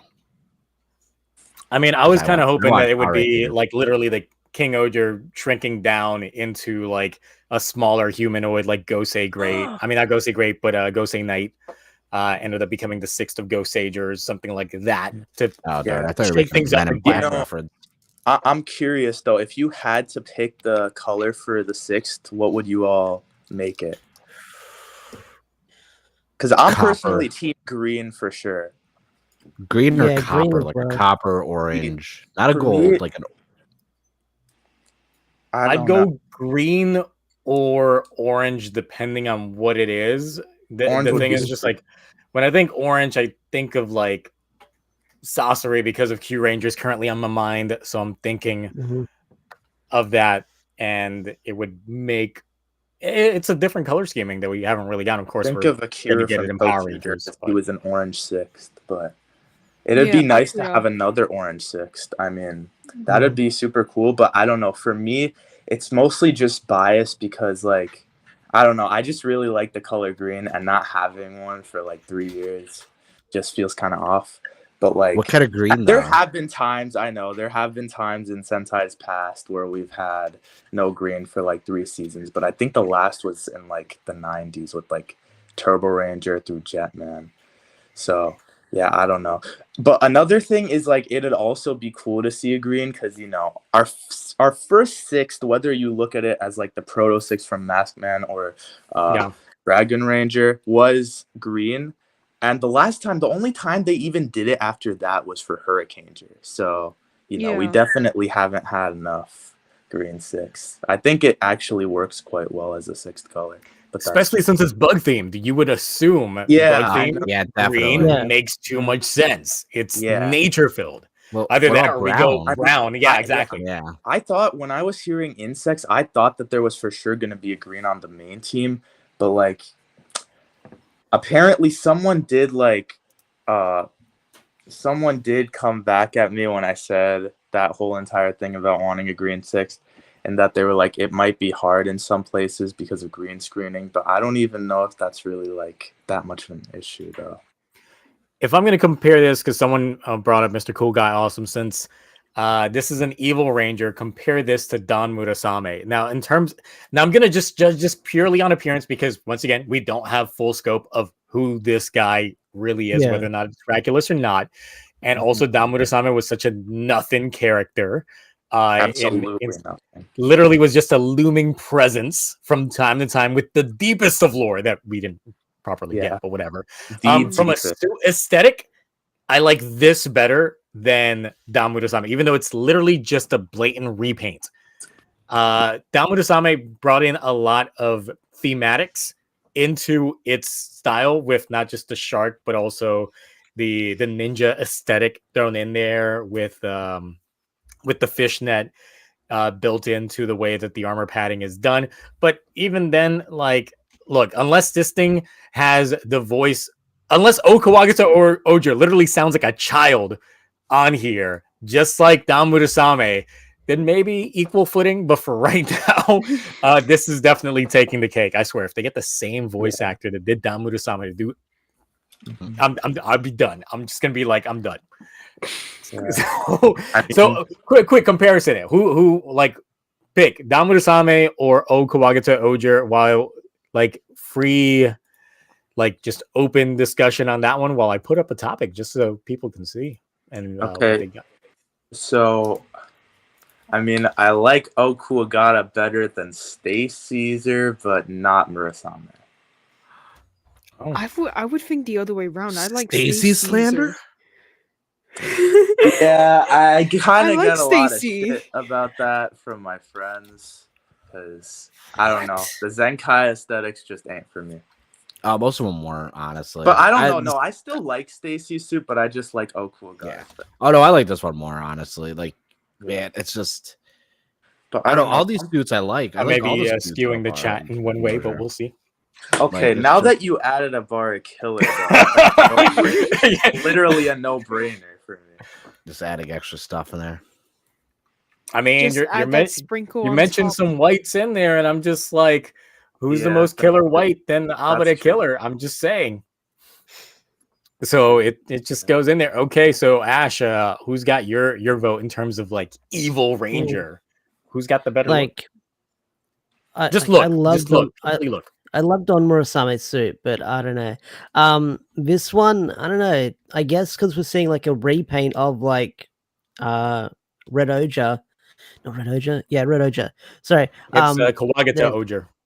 Kuwagata Oja. Then I like this one, like, because I feel like this one's more mysterious, and I want to see how we get there. Because just seeing like a silver repaint of Kuwagata Oja, I want to see how we get to this character and like their lore. It really like makes me wish that we got a very unconventional colored season of Sentai, because like I'm really just tired of red being as much as I love red. I'm like, it's been like 47 years. Can we get something else in there? Well, I we mean, did get Damn, I don't Sennheiser. know if I'm gonna be Yeah, able yeah. to agree with you on that. I don't know. I mean, I don't, it's, just to change. I just have, if red appears, have red be the 6th in a season for once. Just change it up. We need Quantum Ranger, like mean, Time Red Fire was- type. Red was second in the Zenkaiser. Wasn't main. In a Yeah. sense, but Juron was like the most focused Kikanoid That's 'cause he out was of all the entertaining. Kikanoids, Because he was the best. because he was based off Zoo Ranger, aka Mighty Morphin Power Rangers. I Mm. did not know Yeah. that. I knew that. Oh my god. Just really quick, Wait, you is didn't? I did. I was being sarcastic. I knew that. Okay, Okay. Is there? I just want to really quick. Am I the one that feels like the helmet with this color scheme almost looks kind of menacing as well compared to red? Yes, Like, A there's little something bit. about Yeah. a little bit. something about like it looks evil. Like I'm getting kind of like Mm. anti-Venom vibes from it. For comic book readers, that's Venom, A but little it's like bit, the yeah. color schemes the other way. Well, I mean, around. we kind of got that vibe when the initial like suits were showcased off as well. I mean, not to say we haven't seen this kind of thematic things with Rider already, where the Yeah. writers just look evil in a sense. So Mhm. There's the standpoint of like it's kind of a repaint of red to an extent, but it just I don't know, that color works on the suit in this design. Okay, there we go. I've already All killer. right, so according to the poll, of course, Abade Killer was gonna clearly take that one, but then the surprising lead is Stacy. Yeah, I like. Technically, Stacey. if we're trying to go with the last 3, Stacy takes the lead, followed by Dom Murasame at 12%. Stacy has 15%, by the way. And Kawagata Oger got 6%. Really? Damn, it actually got So the low. Stacy wins. I mean, I don't know. Listen, Some Yeah, people just Stacy don't wins like this one. repaints. Chat, you almost redeemed yourself for the Rita Himeno. If No, I would- obviously, if they stand for Almost. Rita, they stand for Stacy. Like they're pretty much Mhm. two sides of the same coin.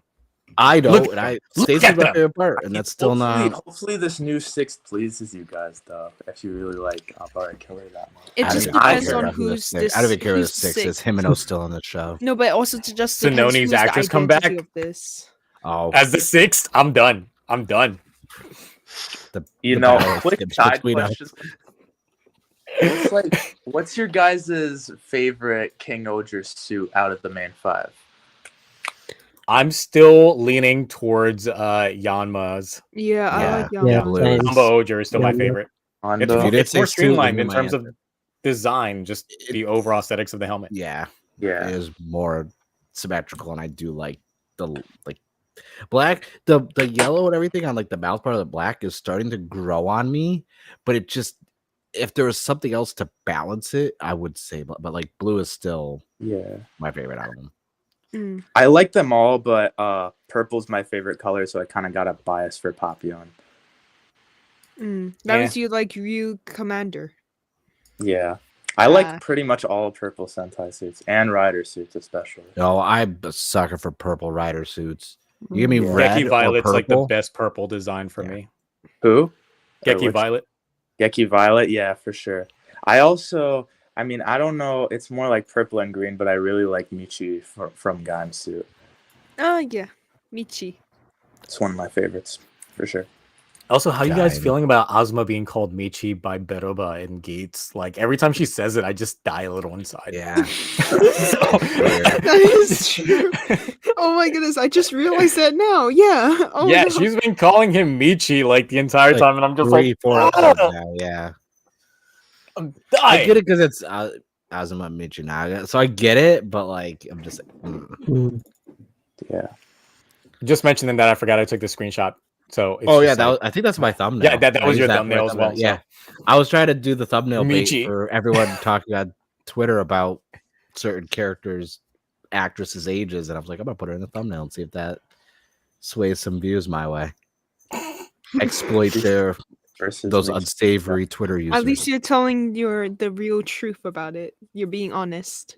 Yeah, well, that and I mean all the thumbnail bait from freaking Laser Boost, freaking Geats. I was like, nope, everyone's gonna pick those ones. Yeah.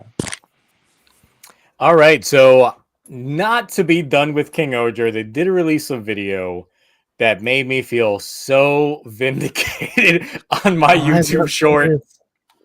It's their dance video that they put out, and I'm not gonna play it because obviously, like, it's got the song playing and all that shit. Like, Toei would definitely strike for shit like that.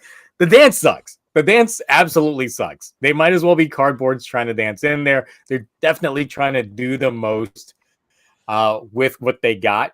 But hey, it's better than just sitting around bobbing their heads. So for all the people in my comments just going like, well, you know, they were trying to be kingly and royal about it, they're not going to get up and dance. And when I told them, it's weird when you watch the trailer, when you watch the show, now that you've watched the intro, it's like the way that they were acting during this press conference is a complete 180 to how they like act in the show. So then when we got this, I'm just like, there you go. Go eat your crow. I am satisfied. The dance sucks. Don't get me wrong. The dance sucks ass. But hey, it's something. It's something. It's better than So for those nothing. of you that have seen the dance, what'd you think? I've seen it. Oh god. Him and Like- those dancing. Like, okay, I like the hand action, but goodness They- me, I wish it was on the level of Dawn My Brothers. grandma's got because- more flavor in terms of dance moves than these guys. Yeah, like to me, I know they were aiming for a younger audience, but definitely the Dawn Brothers was so much better because there's more action because they had to do a lot of movement and stuff, and they even had formations. Like there was a formation in Dawn Brothers where basically all four of the members would just kneel down, and then Momotaro would just walk in the front. I love that formation, but then this one is like. It's so anticlimactic as well, which is not. Plus, they gave Good. us the full theme song like in proper like volume right away as well. Ooh, I But didn't. once I again, didn't listen to that. I need to yeah. go So and yeah, find the that. entire video is like 3 minutes something seconds because it's the full intro. Didn't it take us like months to get the full Trust last? We just got it like 3 weeks ago. I don't not know even. why that is. Huh. No, the dance video is not the full version of the song because they It's repeated it. still more than we got. They repeated it twice. The dance because I Oh. think they put some text That's- trying to tell like basically how to do the dance actions and stuff. So it wasn't the full opening. It was still the short opening, but just it's Just It's repeated. not good. Yeah. I wish Yeah, it was. all I know is I watched I like had 30 high seconds and I was like, expectations. the Macarena has better moves than this. They do the Oh monkey. my. I just watched it. They do the monkey. Yeah, not gonna lie, it's kind of ass, but I at least like the consistency of 3 in a row having opening dances now. Hmm. But it's definitely on the lower bar compared to Zenkaiger and Dawn Brothers. So it's like the Yeah. ranking Dawn Brothers, Zenkaiger, and then King Oger for dance wise. Yeah, Wait, I where would are they on- gonna fit this I would dance say in? like Dawn Brothers and Zenkaiger are probably tied for me in terms of their dances, but like King Oger is a lot lower. If you want to throw in like other Sentai ending dances, it would be on like. Oh, if we're throwing in ending dances, then Yeah, yeah, if we're it's throwing- a I wrap. guess, There's too like, many. There's a Saber. lot of ending dances. Saber dance. We're not talking I mean, about that- Ryder. No, what are you Doesn't talking matter. about? Saber Ending is dance. Sentai season. What are you Yeah. talking about? Yeah. King Oger's just season 2 Saber of it. is like literally Yes, it my is. favorite Sentai. Actually, It's like a Orb origin saga. Saber was the King Oger origin saga. So yeah, you were saying Tokyo in terms of the dances, or were you done? Yeah. So, yeah, definitely on the lower end. If you just count all Sentai dances in general, didn't really have much to say on that other than I mean, I guess like I mean, I really don't like that Saber dance. I don't really like anything Saber in all fairness, but if you want to count Oh, that, you can't say, no, because it's like the Saber dance can't is say just that. too much. It is just too much. Personal attack. You can't. I mean, it was designed as one of those power dances that I'm just like reminded straight up of like the mid 2000s when every can't anime say that in ending front was of Mark. a You fucking really para can't. dance. Yeah. I mean, to I'm about to compare fight it to Chad. like another Sentai dance, Look, the there trifecta aren't a of what we whole lot had that I with don't like. Aba Ranger, Deca Ranger, and Maji Ranger's ending dances, I'm just like, that is like peak ending dance trifecta right there. No, for 3 Maji years straight. Ranger for me has the best ending dance and ending theme for sure. And I also really do like Deca and Aba's as well. I don't even know if there is anything else like that I don't like of ending dances. I mean, I don't really like the ending theme for Ninja, but I think the dance is all right. Oh, I'm trying to think of I Super I Sentai recently one. watched it like the other day. Yeah, that one. Yep. Oh man, yeah, no, that was great. No, now that I remembered it. No, and then Nature has some fire ass dancing. What are you talking about? They were making it rain.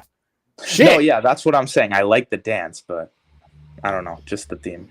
I just had to like think about it in my head. I'm like, yeah, that shit was fire. What And am then I? I like the way that they like go down or whatever. I don't even know how you would describe it. Ghost Sager's ending, like it's a good ending, but Now that you like- say that, I think that Ghost Sager's ending without the dance works so much better than the one. Yeah. Rainbow. Yep. Like, I don't understand why we had to have in my two head and the just other like day. alternate between the two of them. It's kind of Like the other day, it just randomly creeped into my head, and I'm like, why am I thinking of the Ghost Sager ending? It's like, gotcha. And I was like, no, stop. I killed you out of here like 10 years ago. Came back like the plague. Yeah. All right, so any last things when it comes to King Oger with the dancing before we move on to these what if scenarios? Nah, not really. Those aren't really anything special. And I was looking it up Yeah. because I know I've seen other dance endings before. That I realized one of my favorite ones that I saw because I'm bad with the Sentai names was the Magi Ranger one. I love that one. That one is great. Also, I that like one's just a what cool- is it? Zoogers. Duoger's pretty good. I mean, Let's I don't know how you guys feel about Go On as a show. I'm nostalgic towards it, and one of the most like nostalgic parts is definitely the ending dance. So that's probably up there. Look, if still the remember Don me Brothers doing the actually got a dance. proper ending dance, then it would have probably been peak because that ending I is love already the like ending. amazing. Yeah. But You know, since that's it, kind of I wish that they kind of like I don't know if it'd fit the tone or whatever, but I wish that they just like stuck to doing that, having endings still, but like playing in the background for like the next episode preview. well, essentially what they were doing was very similar to what Writer started doing in the Heisei era, where they didn't really have an ending theme. It would just be like the outro that would play leading into like, or would play during like the climactic fight, and then it would go into the preview type deal. And that's how I felt that we started getting with a lot of the Reiwa era of Sentai was trying to go into that writer-ish flavor, but now it's Yeah. like more so with King Oger in a sense. Oh yeah, definitely. But yeah, I love Sentai. I guess it's a thing of the past. I'll accept it, but I definitely like ending themes, even if they got a channel of mine taken down. That kind of Damn. sucks, but yeah, I posted a compilation of all of them, and oh well. I still wonder how some people can get away with posting up full videos of like some of these like theme songs and all that shit that run for like 2-3 I got hours. away with just Yeah. so much back then. Like I think Credits. one of like the biggest videos I had on that channel didn't even get a single strike, and it was literally just giant portions of like the Versus movies that had the cameos and shit.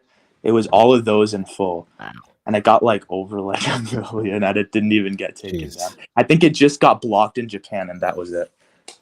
I mean, back in the like early days of YouTube, I had all of Kabuto uploaded on YouTube back in like 2008 until they got Really? struck down. Like, obviously, a couple of years later, once they started going with all Yeah. the copyrighted content, I and I used to do a wonder if, lot of like- AMVs. I used to wonder if upload in movies like on there. 2012 if I might have watched one of those Kabuto episodes you uploaded. Mm. It was good stuff because back then it's like, well, even nowadays people just hesitate to use specific clients to get stuff. Anyway, so moving on to the main topic, and this might become Revice the fucking like.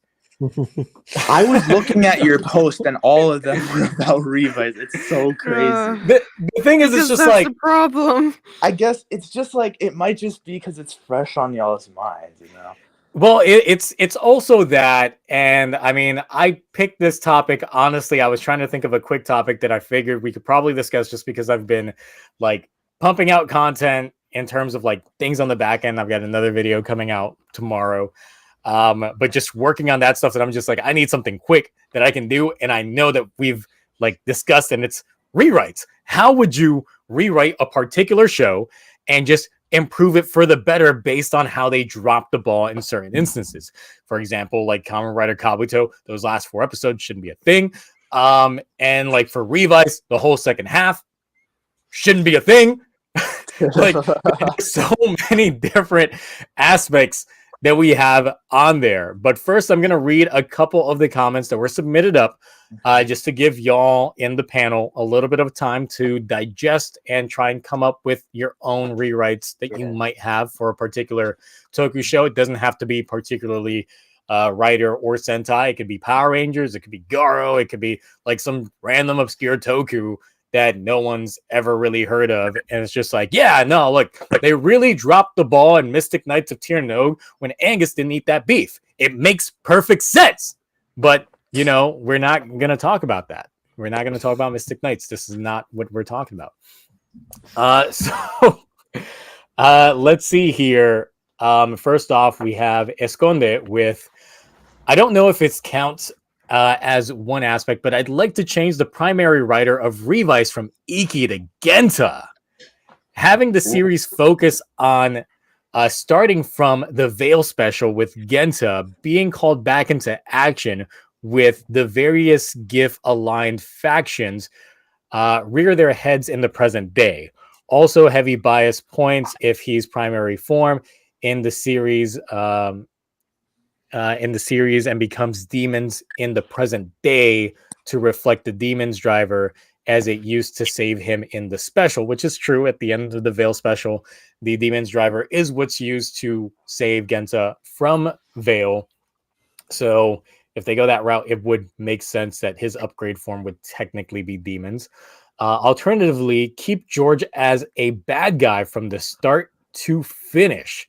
How I hoped we'd get a final villain in Revice is the in-universe fanboy doing it himself, since he knows all the writer series.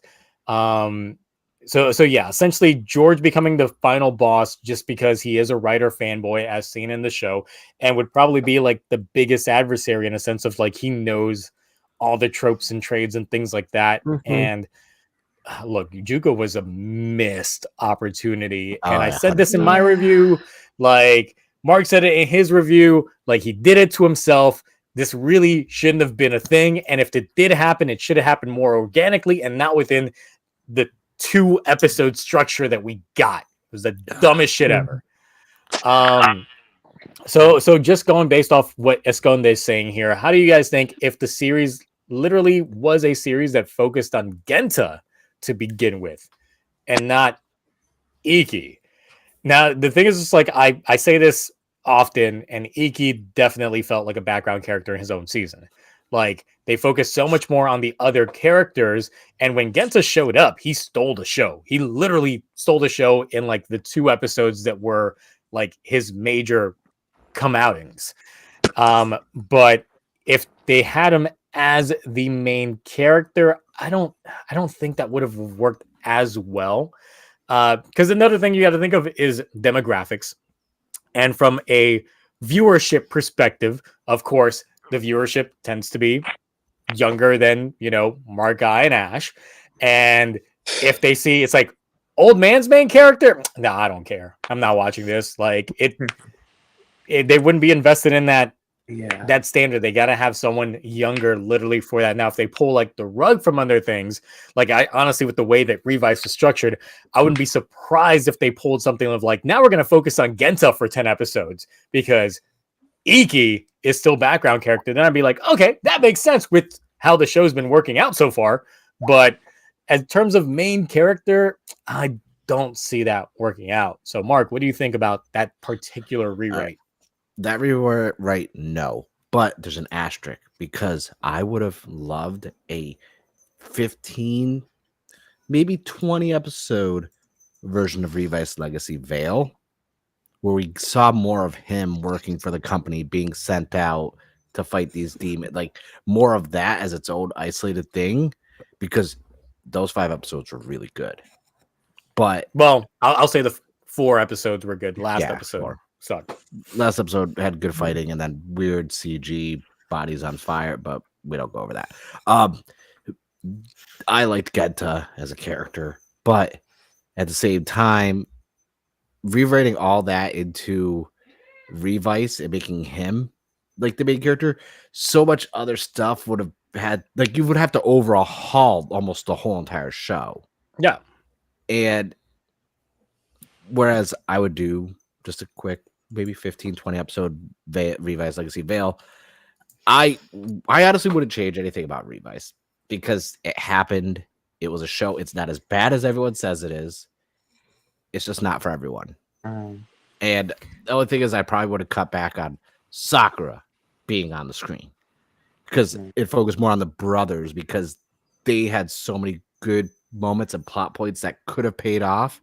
It just flatlined. It faltered so bad because they were balancing so many people. And you had, everything with Alteka, then Hannah, then George, too many people. It's like they didn't learn anything from how many riders they had in Saber. And they're like, oh, well, maybe if we make them all family members in this organ, it'll be better. It's like, no, you just made it worse because now you're not focusing on all the family members equally.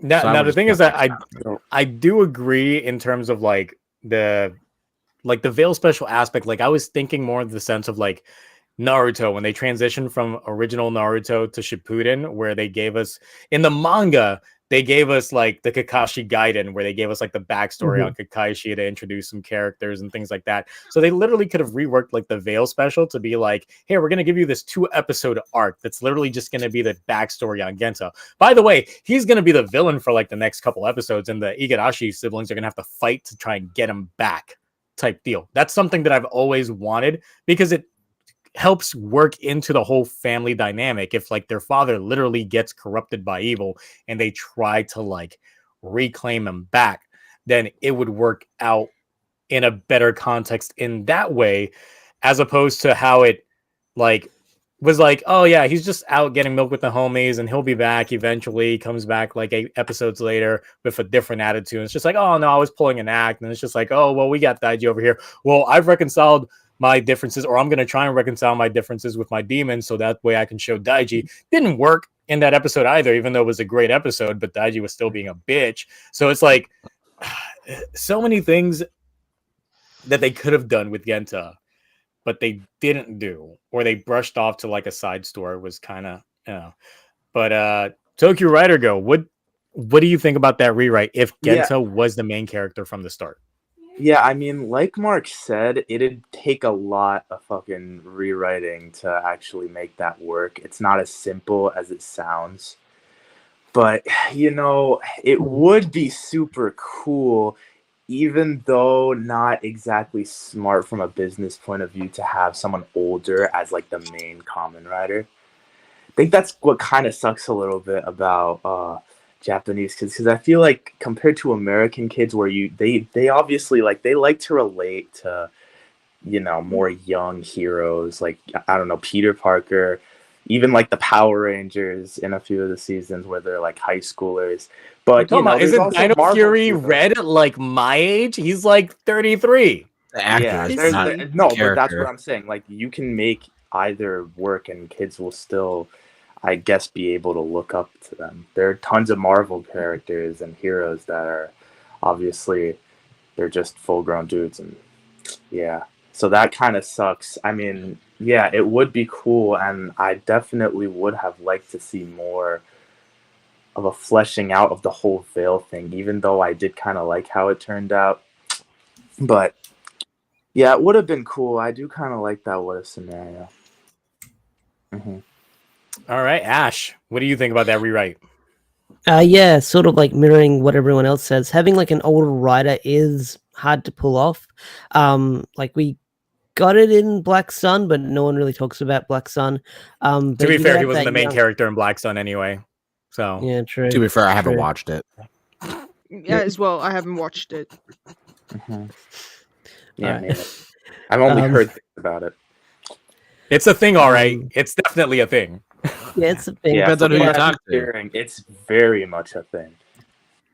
But yeah, like it'd be cool to see that transition of like an older character sort of passing the torch down to someone like Iki and stuff like that.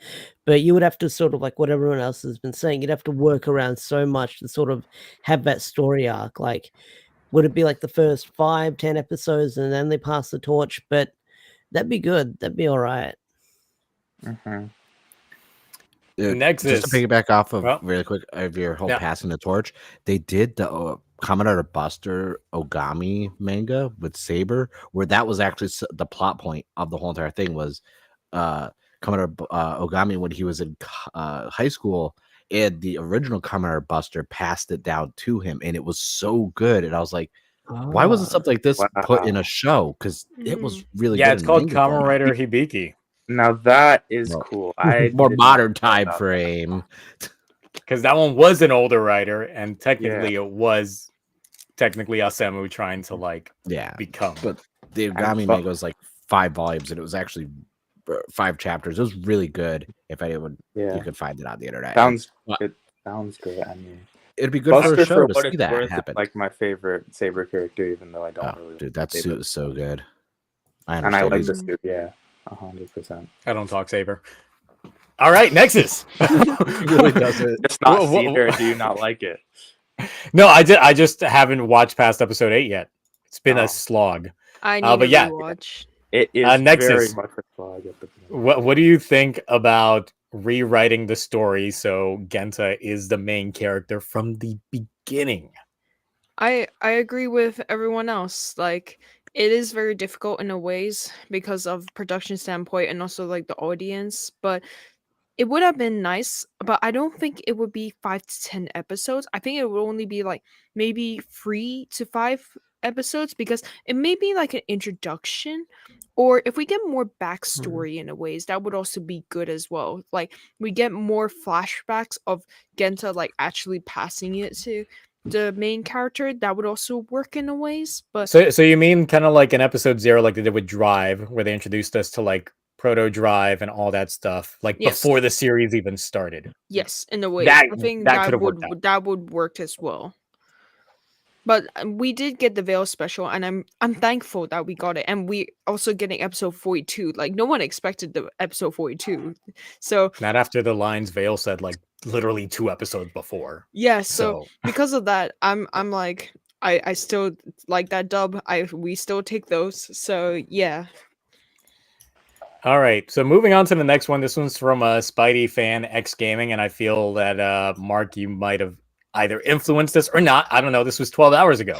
For Revice, I took most of the screen time that Sakura and Hana took up and give it to Iki and Daiji, because clearly those two need it more than them, especially Iki, given the show is named after him to begin with, which once again plays into the whole point that Iki is a background character in his own show. So yeah, it's just like it makes sense that they wanted to definitely give the siblings something. And I was fine with that. I just didn't care for how much the villains, for as antagonistic as they were, focused on not the main character, but focused so much on like the siblings. Like first, like the Deadman's first focused on Kagero, and then after that, like Aguilera switched her focus to Sakura, and then Julio. Well, at the time, yeah, it was Julio, then Tamaki. Like they focused all their efforts on Sakura, and then it's just like, okay, you're gonna have all these characters focus on them, but even once we start getting to the end, Invincible, like Genu, was also a last minute addition to the show. It still 'Cause, hasn't yeah. explained it, and I still want it to be explained. I don't want it to be explained. It makes no sense, especially after watching, Battle Familia, because of course, as I say in my review, since Battle Familia was done before they had gotten to this point in production in the show, like there's a lot of liberties that happen in this film that don't play out the same in the show.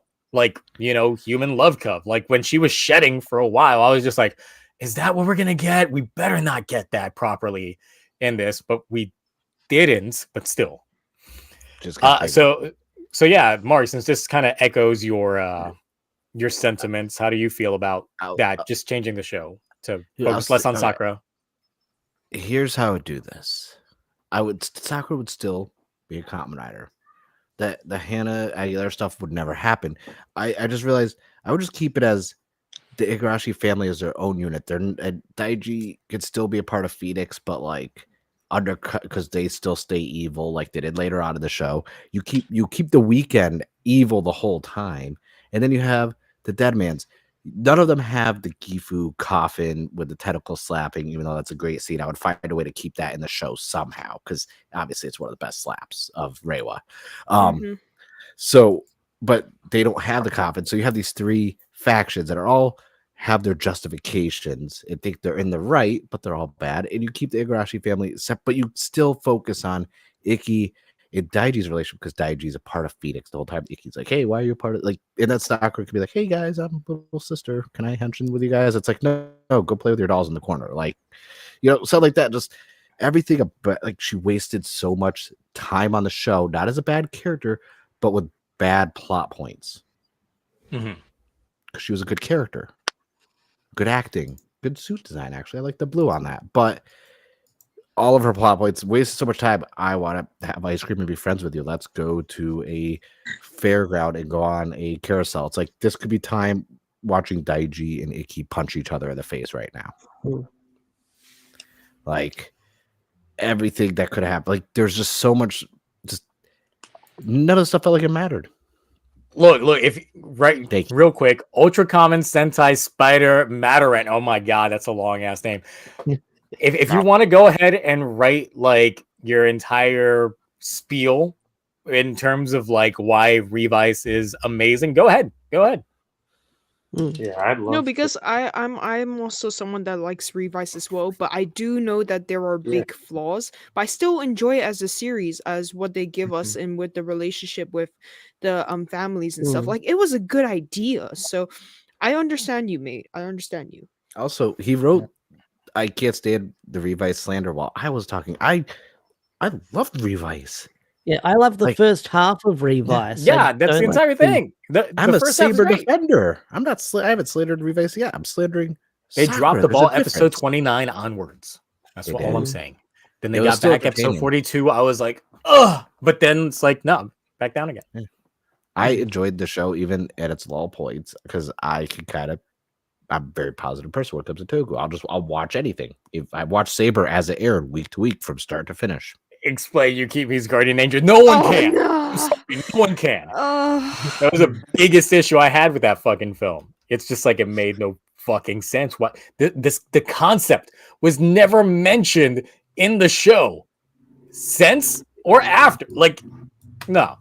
All right, so Ash, Sakura, not being focused and instead giving that screen time to Ikki and Daiji for their characters. How do you feel about that rewrite? Yeah, I'd be fine with it. Like, I remember the Sakura and Hana stuff during the second half. Like, most of the second half of Revice is a blur to me. That's the thing. Like most of Revice is a blur to me as I'm watching Geats and King Oja. But yeah, I would have loved to see more of the brothers like punching it out, because that's what I've loved to see. I think that would have made the dramatic half of like Daiji slightly better if they were punching it out more, going through their problems. But like the Hana and Sakura stuff, I get it. Like it built up slowly to Hana, like getting her henshin device and transforming later down the line. But I could do without like them having too much screen time or hogging it up. Okay. And Nexus, how do you feel on that? Yes, we need more. Like, Well, I mean, you're a Daiji stan, so of course you're gonna want I- more Daiji screen time. I am so no, I'm not a Daiji stan. I'm a Kagero stan. But yes, same actor. Yeah. That's why I Very give slick. respect to it, because it's the same actor and I respect his acting, especially when the live evil I respect his acting because I care, because I'm someone that watches the Toku for the actors and look at their acting and also what they give as the character. But yeah, I really wish there was more interaction with Daiji and Iki. And also I know wish Hannah didn't get a suit. Like I feel like that was a late addition, and I no slander for Obviously, the people you've who seen like it. Hannah. Just I know she sort of deserves it in a ways, but I just don't think that it was necessary in a ways. So yeah. All right, Toku, right or go? How do you feel about that rewrite where we focus less on Sakura and more on Daiji and Iki? Okay, so this one's definitely a lot more manageable than the last one. So, yeah, I would definitely be fine with that. More so with Iki than Daiji, though, because, okay, I think I'm probably a lot more on the pro Revice side than, because I know you guys said you liked Revice. I still quite like even its second half. I will admit that there are some flaws. But even at those points, I still thought that the show was great. And I mean, I wouldn't really. I don't know how much I would cut down on the whole Sakura and Hana thing because, yeah, they kind of wrapped up Sakura's original character foundation with like the whole whoever said it like the whole you can't fight kind of thing. They wrapped that up kind of fast. But I can't point my finger as to why exactly, but there's something I really like about Sakura and Hana's dynamic and relationship with one another. So I don't know how much of it I would get rid of, but I mean, I definitely think that Iki and honestly a lot of protagonists in recent writer shows could have just had more done. I like Iki overall. I think he's like a charismatic dude, but like a lot of modern writers kind of tend to be.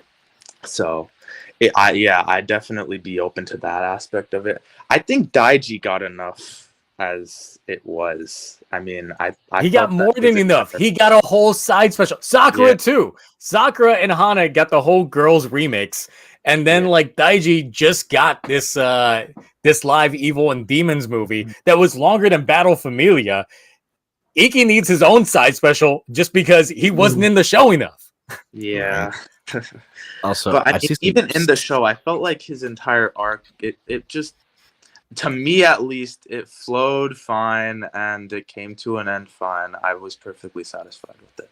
I know that that's probably a very unpopular opinion, especially like in the 30s. I know people hated Daiji, but well, even like looking at some of the background things, it seems like the writers themselves didn't know what to do with Daiji, and they were like, "Oh, we kind of wrote ourselves into a corner here." Like, there was a little bit ended at 26 of Kagero being deaf, and that's it. So I'm just like, that's not good enough.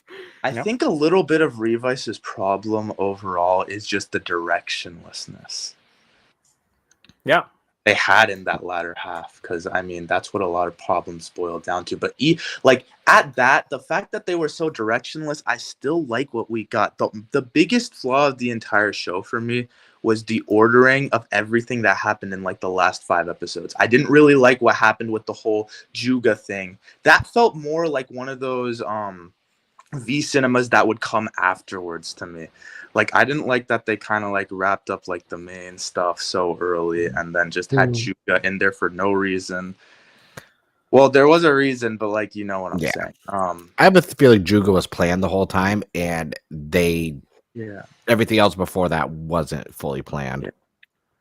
And then Iki's memory loss thing, I liked it in theory, but I didn't really like how it was done in the final few Iki's episodes. memory loss Yeah. just makes no sense to me, because if he's disappearing from the photos, it makes no sense on why he would lose his memories as opposed to everyone else forgetting about him. It would have made more sense in terms of the context of the character himself Damn, if I he started to never realize thought that the people around him were starting to forget him, and he They've still never kept I on never thought fighting of that. in the shadows. Apparently. Because given how Iki was already a background character in his own show, if he started literally becoming a background character in everybody's life, it would have given us that other bittersweet moment of like, I'm still gonna fight for y'all even if you don't know who I am type dynamic to him as a character if they went that route, but they didn't. Yeah. They got rid of it and then they brought it back like soon after. Oh, fulfilled his contract and that's Yeah. it. Hikaru slander in the I chat. mean, Okay, is you it like- all. Is it because when we get to our own, is there like a limit as to like the amount of shows and things that we're allowed to say? It depends on how long this chat ends up going. I mean, we do have a habit of I going just want to say past it the 3-hour mark. So I get it out of the way. Love Revice, but personally, I actually do agree with the sentiment that I've heard from a couple of friends on Twitter that the show would honestly be better off if it was one of those more simple and, if anything, charge up seasons for something like bigger, like Geats, in that it was maybe more episodic and it focused a lot more on the family dynamics and shit of, the Igarashi siblings. Because I like what we got just in the show itself, but if Revice just like didn't really have super high ambitions, I honestly think that it could have really rounded out to be a great show. I Or tell a everyone, greater- you want to see a good family dynamic and how a show worked? Ultraman RB. It was done so good. We'll talk about that. but I'm gonna watch Nexus next after I get done with G. Well, first, I have to defend Hikaru to all these people in chat who are just unsavory characters. Did you not see the 4 Genomix with demons that Hikaru did? He was training. He got a training montage. He was sweating. Okay. He did it for family. He's a Tokusatsu Dominic Toretto. He did that for family. Yeah. Okay. It wasn't even his blood family. That's how good he is. 4 Genomics. That thing. I had to pre-order a premium Bandai Soto set for those stupid marvelous live and evil and over imperial demons set just to get the rest of the genomics Cyrus, to have that on display. Don't correct your comment. Hikaru is now called Hillary from now on. Listen, I don't listen. I separate art from an artist. Okay, we're talking about Hikaru, not Hillary, because that is the actor's name now, Hillary. No, I don't know anything about I don't go into the Toku actor stuff. I don't know. I'm saying Hikaru itself. His character was good. If anything, if his character got fleshed out more and we had left Hannah and Sakura, I think he would have been better.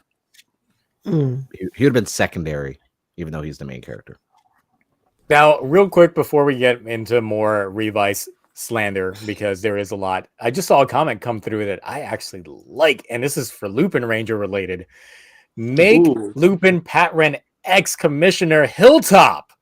Bruh, I really wish they would have done way more than with Hilltop than we actually got as a character, but for sure. Yeah, would have preferred that way more than Noel.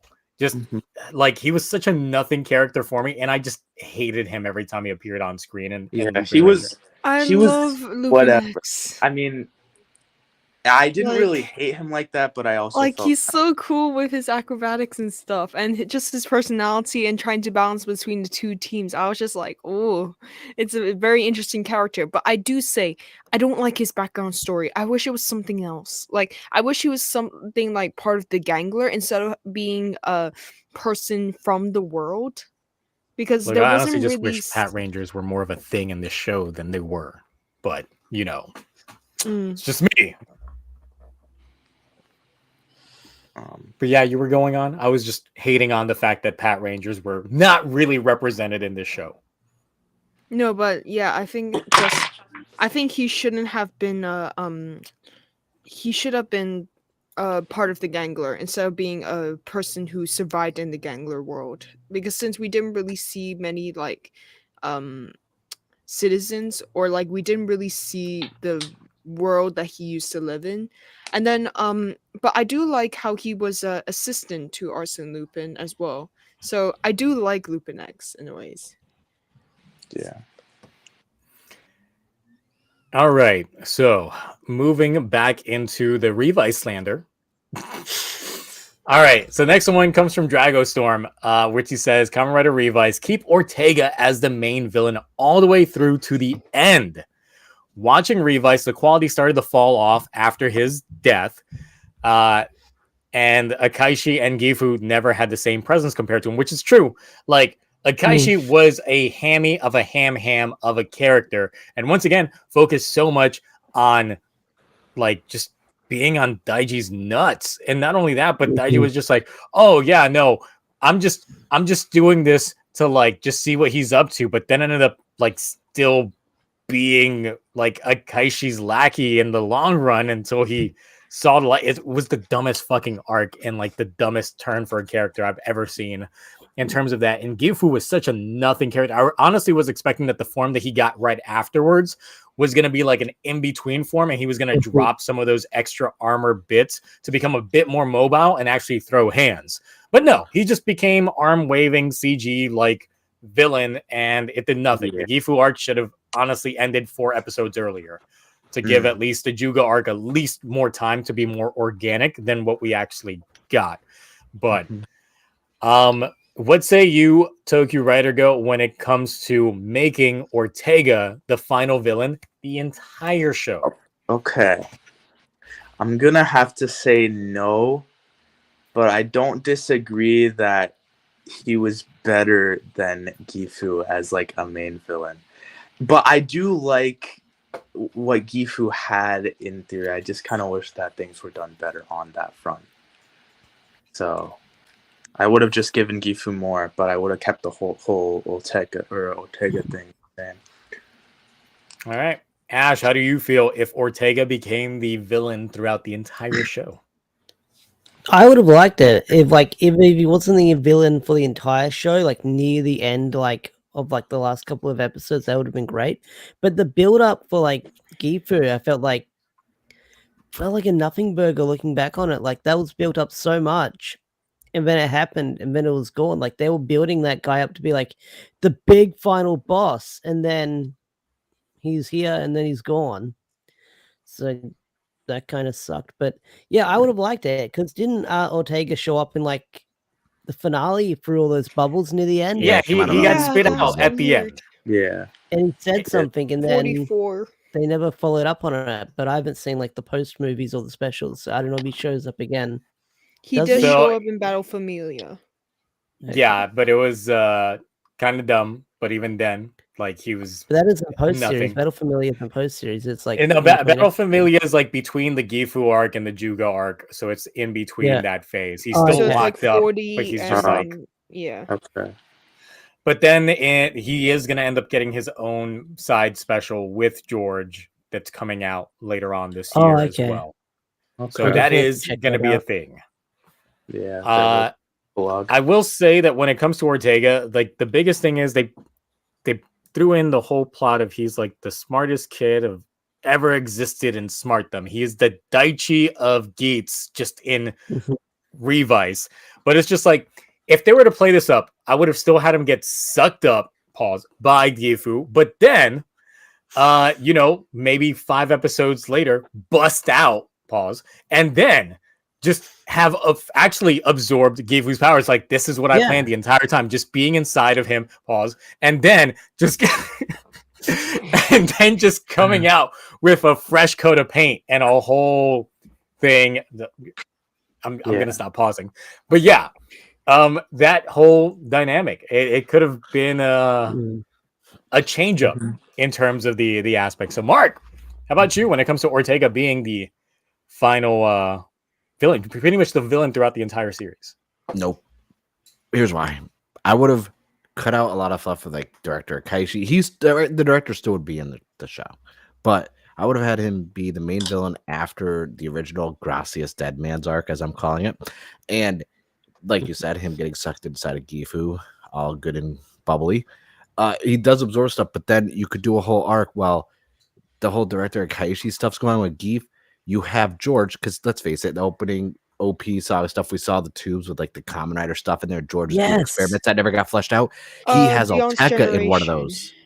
He has Alteka in one of those because Alteka's got some Geef cells in him now. He's doing experiments. So this whole time we have evil George doing experiments on Alteka, and that leads to him getting the powers for Juga, and then he kills Alteka.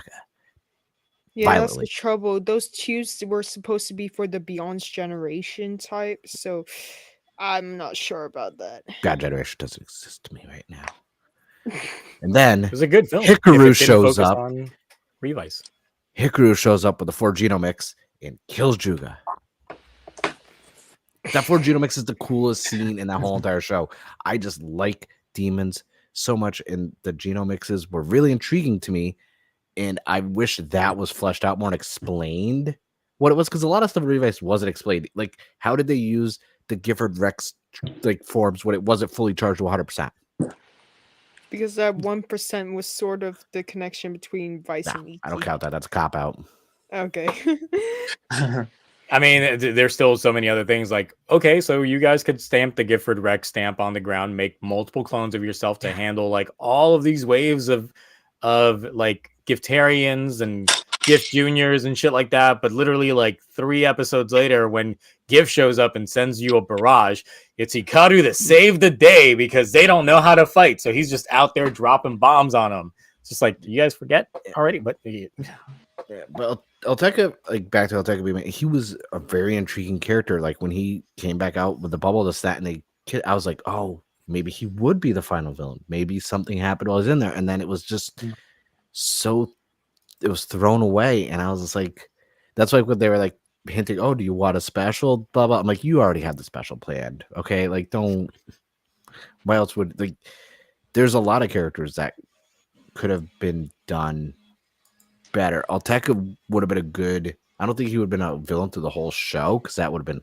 a lot of episodes of just filler stuff, but he could have been a good major villain for like half of the show, but not the final, because he was introduced so early on, and it would have been like, okay, you would have got the thing where it's like, okay, well, of course it's gonna be Alteka, it's no one else, and he's been here the whole time, why didn't he do this sooner, type of deal. yeah, but even in the beginning of it, like Aguilera was the one that was pegged as the villain until it didn't seem like it though, because she was trying to play queen to Gifu the entire time, until Ortega was just like, nah, we were just using you. So, which was a nice twist, honestly. Like, I like why that. Ortega That was a good episode. was great. Like, I still remember chopped the her back in the neck. Chameleon Deadman. Yeah, exactly. I was about to say that. Chameleon Deadman, another fucking, I don't even want to get into that shit. Like, that was so potential. That was like Hiromi's character arc could have been that, but then nah. We're not gonna address that. All right, Nexus, how do you feel if Ortega was the villain the entire way through? I agree everything with Mark that Ortega, he's a great villain. Like, he killed a kid with that gift stamp, and I was like, damn. But yeah, I don't think he's like final villain potential. It may have been Akaishi, like, because of how Akaishi was playing so much with Daiji and stuff. Like, to be honest, if Daiji was also the final villain, or like we could have like a Gaim Baron situation, that could have also worked as well, between Iki and Daiji being the final showdown, maybe after George. But yeah, Ortega definitely is not final villain material, and it should have been something else like Akaishi or George, maybe. Akaishi was definitely not final villain material. That man was built like Zant out of Twilight Princess of Zelda. But he was good. He was entertaining. I liked him hamming out. That added charm to his character. He's like, but at the same time, it's like you knew that he was like, but you knew that he was being a punk bitch to Gifu like the entire time, like the way that he was acting. So it's like it never would have worked out. So I don't know. Now, if George actually did end up, like, George would be someone that I wish would have had that kind of turn, because in early episodes, they kept hinting to the fact that he might be swapping out and like be just doing all this for sinister reasons. And, you know, it was put out that he was supposed to be the original user of the demon's driver, and it was not supposed to be Hiromi in the original script. I really would want to see their entire original outline for how Revice was supposed to go, just so we can see that actual like what if scenario. But I mean, we got what we got. So what we got wasn't horrible though. That's the thing. It wasn't really bad. bad. No, it wasn't Thanks bad. for a lot of Like, as much as I like seem like I'm shitting on the show, I don't hate the show. Yeah, It's just I've seen they worse. had things that could have been done better. yeah. I've seen Zio, I've seen in Gaim and a few other shows, so I've seen a lot worse. Gaim Especially is Zio. not bad. All right.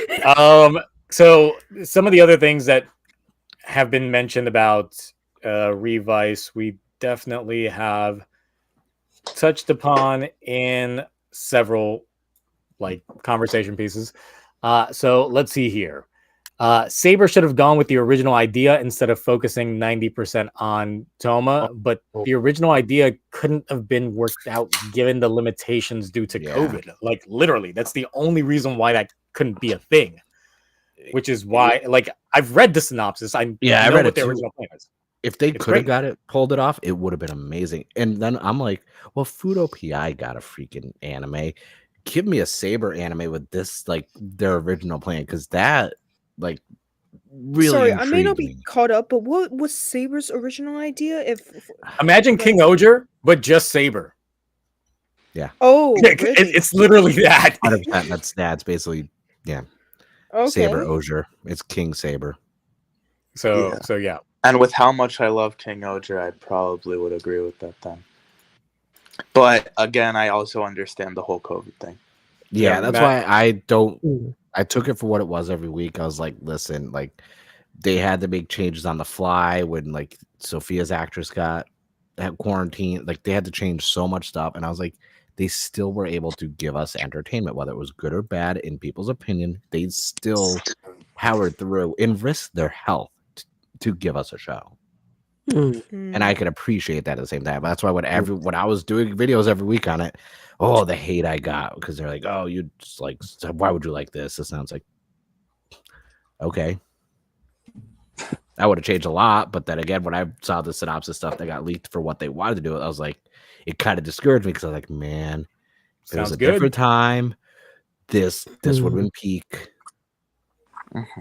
Now, to kind of piggyback off the whole COVID thing, like, I'm one of those people that actually did enjoy 01 for what we got series-wise. I will emphasize series-wise. And thought that actually it was good and should have literally just ended where the series ended, and we shouldn't have gotten any other supplemental content that came out right afterwards. It should have just ended at that. So you mean like no real time even? Yeah. Okay. I haven't Because watched I honestly would have been better off because every time they start off a new generation of writer, well, not every time, this is technically only the second time, because with Heisei Phase 2, they were like, well, we're going to try and plant these seeds of Foundation next, and that built up across several seasons to become nothing. With the way that 01 ended, I was like, ooh, is Art going to become like the great leader and going to be the overarching villain for all these supplemental shows? That would be great.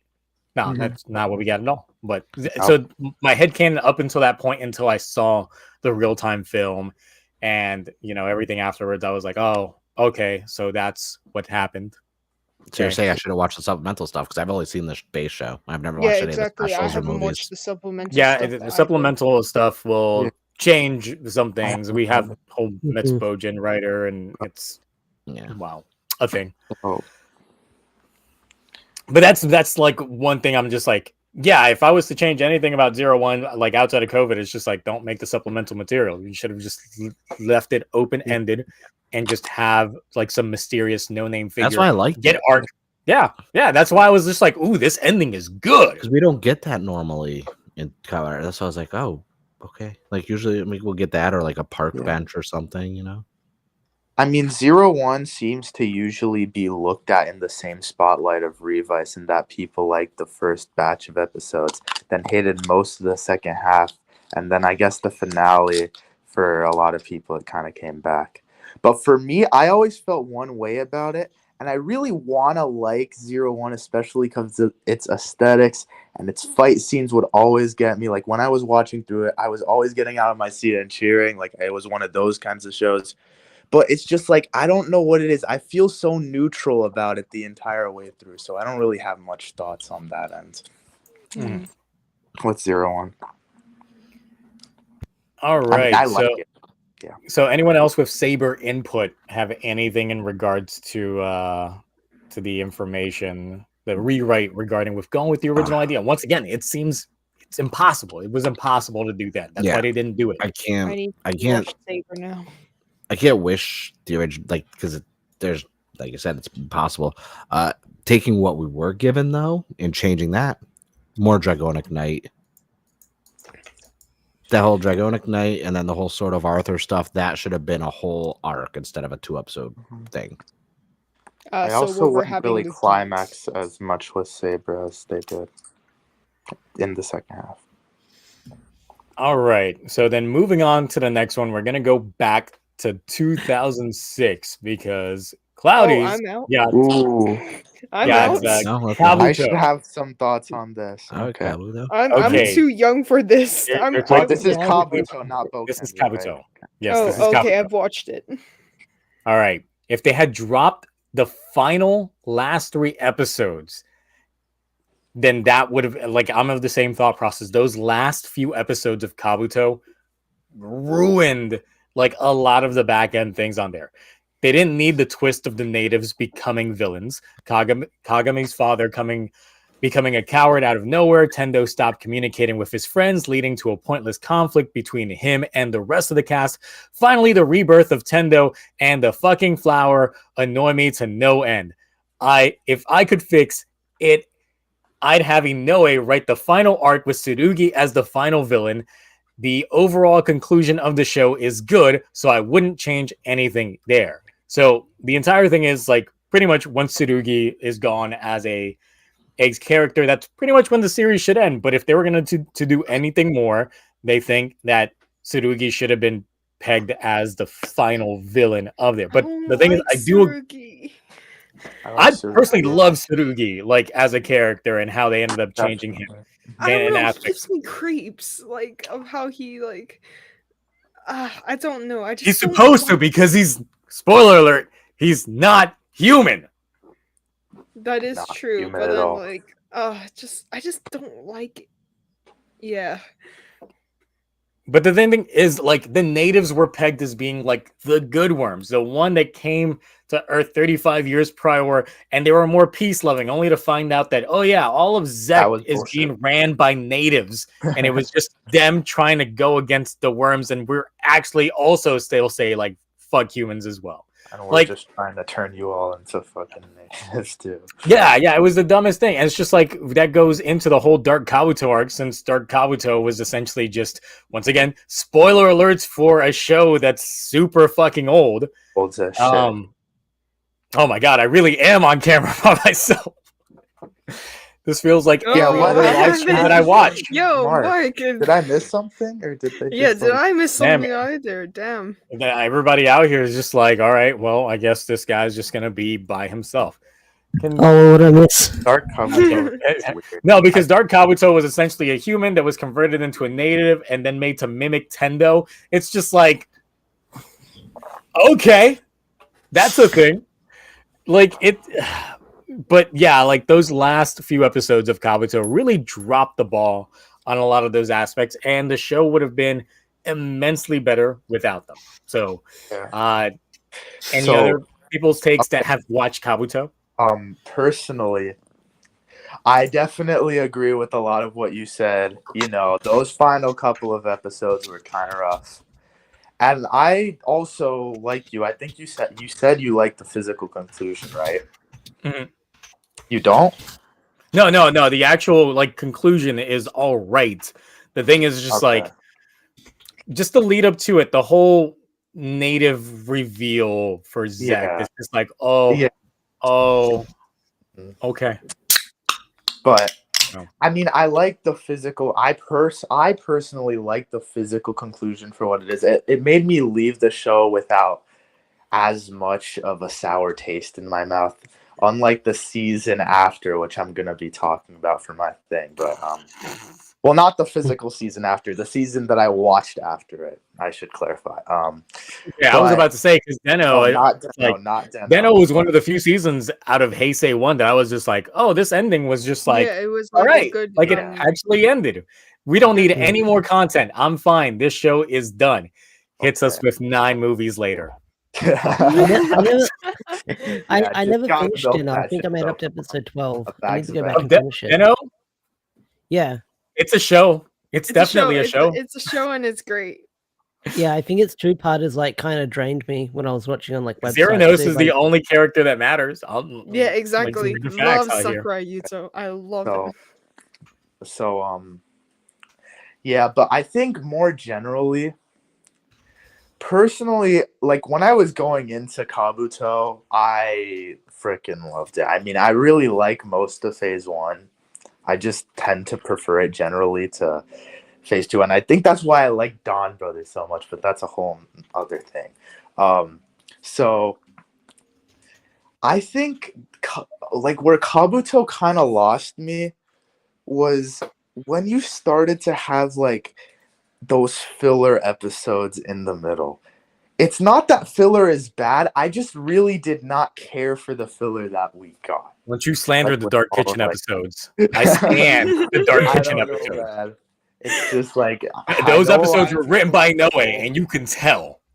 Yeah, you definitely can, but I mean, and I usually like Inoue stuff, which I'll also get into later, but like, I don't know that. And then also, one thing I also really wasn't like super big on with the show is that like you had characters like Daisuke, who obviously had his old thing, but then when like the thing with him and then the girl ended, he just was like kind of like a comeback occasionally character. I kind of like I it like when that. characters kind of Mhm. live out to the end of the show. So, and I mean he did, but like I mean, she was called Gone for a reason. yeah, I guess so. I Oh guess so. my. Just after she Made was it to happen. gone. Yep. Yeah, but yeah, so wasn't super fond on that. But like at the end of the day, what was great about Kabuto was super great to the point that it's still in my like top 10. Maybe not top 5, but definitely top 10. Mm. So yeah, I agree. It definitely in a lot of places could use improving. And if it did improve in those places, I would go as far as to say that it probably could have been one of my favorites. But oh well. It's literally those last few episodes that kill it for a lot of folks. I know a lot of people on my For a server lot were of- recently rewatching Kabuto, and they were loving it up until the end. Yeah. Also, I completely forgot about the whole Dark Kabuto thing. I thought that whole thing was weird. I don't really like Yeah, that. to me it was a little bit weird as well. I'm just like, where did you come from? They literally played the Man in the Iron Mask because it's the exact same fucking story. They just found a way to make a fucking Kamen Rider twist on it because it was hilarious.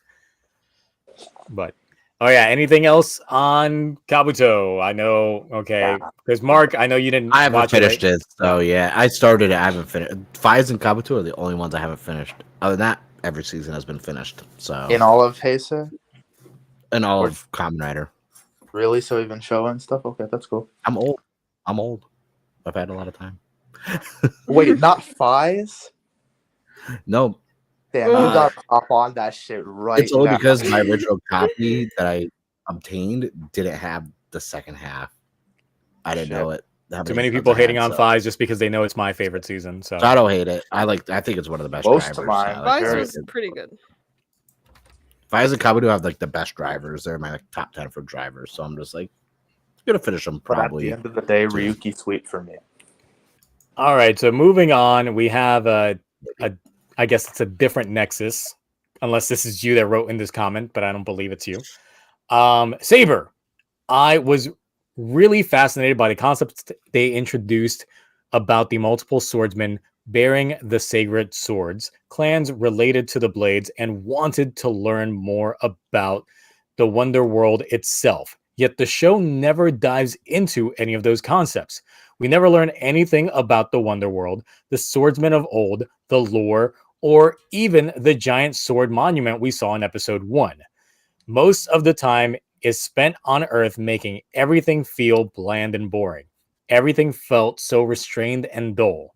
In terms of plot and storytelling, there were moments that made me so bored of watching such an arc where the North base was against Toma, Kenzan, just became so annoying to deal with anytime he was bonding with the Zast. And Storius was just forgotten throughout most of the show, only to pop up a few times before he comes in at episode 40 being like, surprise, I was the villain all along. Man, I haven't even seen the show and I'm just getting all these spoilers, but whatever. I feel the show should have ended on episode 40.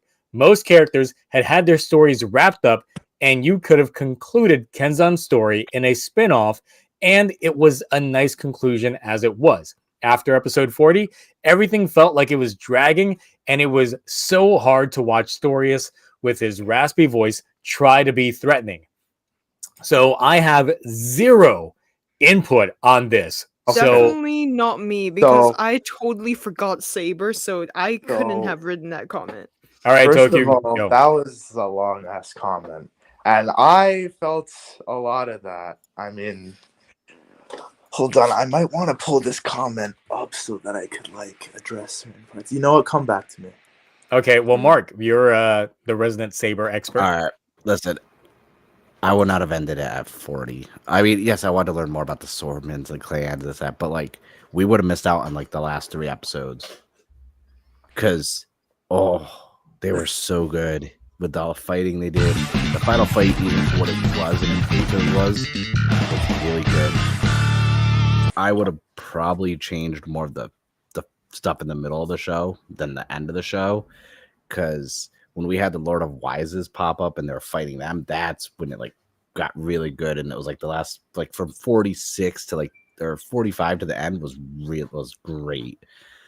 So I would have ended it at 40, but it's one of those things where it's I wouldn't change anything just because of the situation with the filming and rewrites. It's one of those things where it's I can't be hey, redo it. And real quick, Bird of the End for $2 says, if a person hates Fies, it's all Kaiser's fault. Well, Zash for a reason. True, in a ways. Look, chat, in terms of Streamlabs loading them in, it all comes in dumps. Just like Trust Ass, where Geets got them dumps. So, all right. Yeah. So, Toku, have you had a chance to collect your thoughts? Okay. So, yeah, definitely 100% feel you on the whole North base with Kenzan and Toma being against them. So boring. Catching up with Saber at that time was actually one of the only times I've dreaded having to watch Toku. But, okay, for the show ending on episode 40, my thoughts are honestly kind of similar to Mark in that I would say no, not because you're wrong about a lot of the characters having their stories wrapped up, other than I think Kenzan and Dazaz still had their thing afterwards. But I honestly do think that the final couple of episodes were some of the better ones. I don't love them, but yeah, I purely wouldn't end it at 40 just because of that. I didn't think they did a horrible job with the whole finale process. And probably that also, if we ended it at 40, that means we very likely wouldn't have gotten one of the best moments in Kamen Rider where people submitted their videos to Toy. I know. Got their stuff at the end shown. Oh, I love that. I tell you what, I never get choked up watching Kamen Rider or anything. That got me. Yeah, I haven't seen it. Here, I didn't really. I so is that last episode shit, or is that last episode? So they had people submit their videos. No, the fan submitted stuff. Oh, okay. And so that's kind of okay. That's a different spoiler. Means I'm just gonna watch the last episode of Saber then. Yeah. And also, one of my honestly one of the best fight scenes and emotions drawn out with music playing. The Desast and Ren fight is in my top 5 for one of my favorite in all of Kamen Rider. Yeah. A fellow I mean, yeah, no, Toku was that in fight there. was Who? really good. It's just the thing for me is I didn't feel as impacted by it because boy, do I not like either Kenzan or Desist. I don't like him either, but It was a good fight though, like I can't lie. And then the whole thing with like right as they were about to go and fight Yeah, off like that- story and all of that. Oh, what happens here? Okay. Oh no, Mark got a Like mouthful. the final scene and stuff. Mark got were, a like, whole ass mouthful. It was I noticed it as well. I didn't want it to what's say. it called? Like it was the thing where they were like informing Reika and them that they were gonna have to fight, and they were like, "Oh shit, this is it!" And there was music playing in the background, and then Buster tucked his kid in, and you just saw him sleeping as shit's about to go down. That scene. Oh no! Oh, oh No, cut he died. out. oh, no. oh no, He cut he out. pushed the button again. He Oh, did say he was no. trying to pull up the comments. So Oh he my might god, have tabbed he out. might have pressed X and then just Yeah. got away. So we Oh, start recording at dinner no. time, okay? Y'all trying to just out me like Look, that. I haven't even ate today. Like I was this just like wine's that. hitting I it forgot extra I had it hard on the just because ultra- I've not ate. It's because I have it on ultra wide instead of my normal setting. So usually from like here over's cut off. So I was just like, Nexus, you're shifting up again. You got to be Why? the chat Why block. do you keep on shutting me? You got to be the background for the chat. I'm sorry, unless you got on camera, you got that VTuber model working. Then shit. It's something called my laptop like explodes every time that happens. So, nah. What I feel like, oh, this man just DM'd me. Give me a second. But someone did ask earlier, and you might have comments on this while I pull this up. They said Isaac would have been a better villain than Storius. How do you feel on that? Yeah, but like, Oh, Isaac, the guy that plays Gold Yeah. Samurai. I agree with that. Like, Storios was too just like abrupt.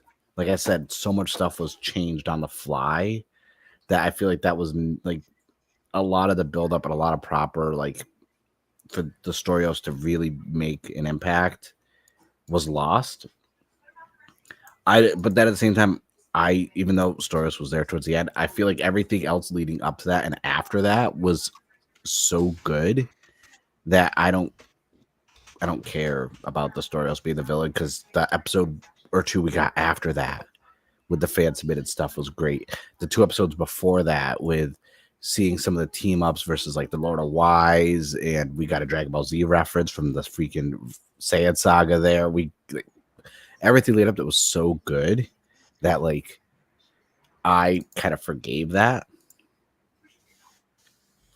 So it wasn't really a big deal to me. Plus, I've rewatched Saber like 3 times now, and I actually enjoy it more every time I watch it. Even like, because even though everything was a jumble mess with rewrites, you could still see a lot of stuff was actually paid off, and like they kind of kept some consistency with the plot holes, and they did the best they could to try and be like, okay, some of the reasoning ended up being really bullshitty, but it definitely works as a show, and I can't wait for it to get a Blu-ray release, because we got 0-1. We should at least get Saber. Okay. Yeah. And You're he's back. back. That was tough. Yay! What happened there? Yeah. His computer blew My up, laptop like died. your laptop. Oh. Yeah. Yeah. Let me increase Probably. that volume back up. Okay, here we go. But yeah, long story short, Saber had some moments at the end. Didn't think it was great overall, but wasn't the worst part of the show. All right, so then moving on to the next one. Graph has a couple on here. First up, I don't normally agree with Zio at all because he wears red pants. He's right. But him mentioning Philip's death recently got me thinking, yeah, Philip should have stayed dead at the end of the season. That was always what been I my was about headcanon. to say. Like, it would have been a bittersweet ending, and it could have elevated the season even better. Like, that's been my whole thing. It's just like I kind of tune out the fact that like when Fudo PI started back up, I was like, why is Philip in this? Didn't he die? Then I remembered, oh shit, no, they literally brought him back right at like I was fine with him dying because I thought that would have been a better ending point for the show. But yeah, them bringing him back, sure, they were trying to change how Heisei 1 for the most part was more bittersweet in endings, and they wanted to go a little bit more optimistic with the way that they were doing things with the second wave of Heisei. But I was still like, no, this was a perfect setup, and now you're doing this. So it's just like, since Double was one of those shows that I had watched week to week, as I had already seen all the other Heisei shows week to week up until that point, with a few being catch-ups. Like, I was used to like bittersweet ending with like maybe there was a tinge of like some extra stuff in there, like of course Deno and then Kiva, and we don't talk about Decade. But then like with Double, I was like, oh, are we gonna go back to bittersweet? No, not at all. So real quick before I get to like the second part of his comment, how do you guys feel if Philip just stayed dead at the end of Double? I'm completely fine with it. Honestly, it would have like, That would have been great. yeah, it would have more impact and more on the story than just being like, ta-da. Because Not I dead. always cried at that the episode before when Philip is leaving. I always cry. No matter how many it was a times good I scene. rewatch it, I always cry. And because of the music as well.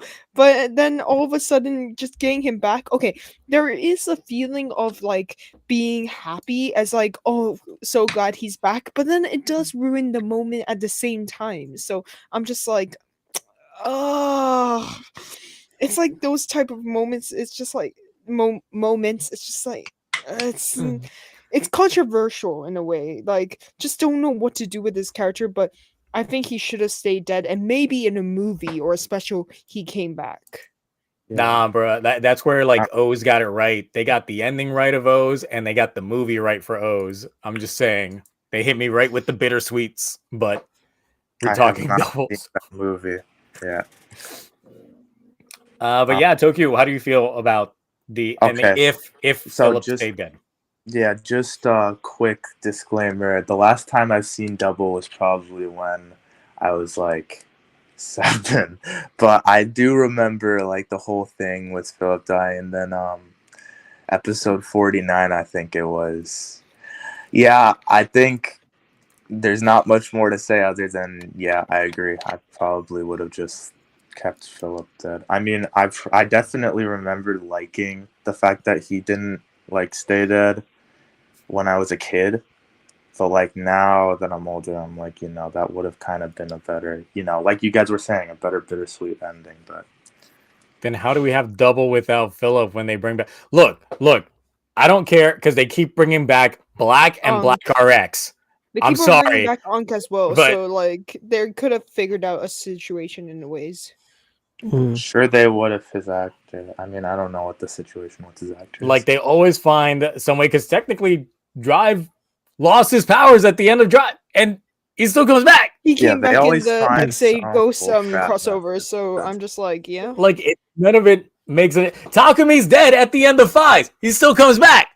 Like, look, they always find some way. So it doesn't matter. They'll always find a way to pull shit out of their ass when it comes to these crossovers. So it doesn't matter. Plus, you should never take them seriously. Kamen Rider Joker should have been a bigger mainstay. Like, it's a nice thing. All right, so moving on to the second part of their question. I could say oh, go ahead. Or no. I mean like about the second part of the comment, so read it. Okay. So Graph also adds on, I could say Gaim's ending was bad too. Seriously hated that redemption that they had for Michi last minute. Totally not deserved. Didn't even show the full jingle for the Darkness Lockseed, and brought back a terrible villain from a garbage movie. Man, what did that ending do right? So, honestly, it's been forever since I'd watched. I've only seen Gaim the one time back when it was airing, so it's not fresh on my mind, and I can't think of much outside of Fruit Jesus and some other key points. But literally, that ending is a blur to me. So, who's got Some I definitely, I I know fully the agree with ending as all of well. that. I thought that Michi's redemption was just so bad in It that, was like, bad. I don't like the fact that that shit was only a single episode, or I guess maybe Yeah. like an episode and a half. I don't like that at all. I don't like the fact that forgiveness was so easily handed to him. I kind of wish that he got it a little more harsh. Um, Because he did 'Cause all that that would've crap in like for 10 yeah. 5 to 10 episodes, And not even 5 I'm to just 10 saying, episodes. like, He killed Kota, so I'm just like, yeah, exactly. jeez. There should have been way more to just the entire thing of Michi becoming better. And I'm saying that as someone who loves Michi, like probably the best in Gaima. Now I know a lot of people don't like him at all, but I like the fact I really, I guess, connect to how he kind of experienced like that entire downfall and went insane. But I definitely also would have liked to see a better redemption. It's something more satisfying. And I know that they had like in the Gaim and Drive crossover movie, they did a second redemption, which was equally as like just whatever, in my opinion. Ooh, now that Um, one I don't remember. I don't remember the second redemption, but I Yeah. do remember the first redemption. And then all of a sudden, like Kota just appears and be like, "Thank you, Michi," Mhm. and I'm just like, "What the? Yeah, What and the I didn't hell?" like like this comment said, I didn't like that they brought like the villain from the fucking movie just randomly Yeah. the final thing. It makes absolutely no sense. There's just something so unsettling. Like I really liked Gaim for pretty much all of the way through, but there was just something so unsettling when I watched that final episode. I just Like it ruined that final fight with Yeah. Baron for me. hmm Like, so annoying I as don't know. well, since that was a great fight. Yeah. Honestly, I don't even think that Gaim's like physical thing ending at around 46 would have been bad, but I think I would have had more episodes on top of that just to flesh out the entire thing with Michi. And also not have to do a bunch of it just felt so thrown together, in my opinion. all right. But So yeah. any other input when it comes to that? Nope, I got I'm nothing to throw in for that. I'm just enjoying all this Yeah. negativity about Gaim. I'm just soaking it. I'm just like, oh, I'm basking in it. Until Toku said more episodes, I was like, whoa, let's not say things we can't take back. We don't need more Gaim episodes, okay? Oh, come on. I like Gaim. That Gaim was would've a been Yeah, I great- like Gaim as well. Gaim is entertaining. Gaim at 50 episodes though. No, Gaim at 20 Okay, episodes 50 though. I don't know. At 23, 28. damn.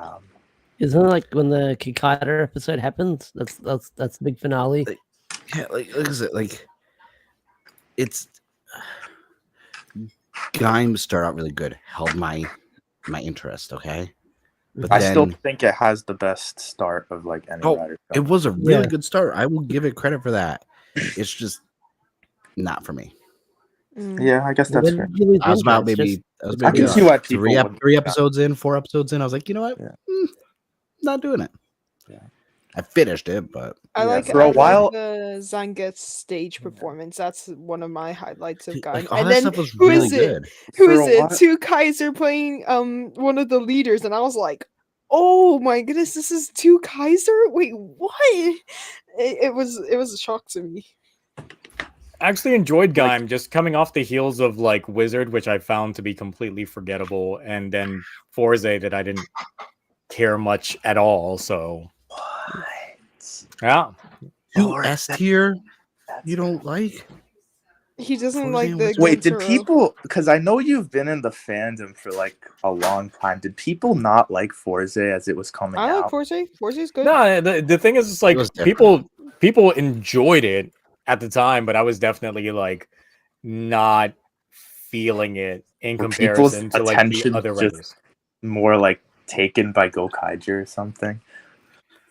I mean, that does play a factor into things. It's like sometimes one season will reign more supreme than the other in certain Mhm. aspects, especially when like Fours introduced the concept originally that were like through the initial teasers that they told us was that he was going to go travel around and befriend all the previous writers. And we were like, didn't we just do this shit in like decade, like a couple years back?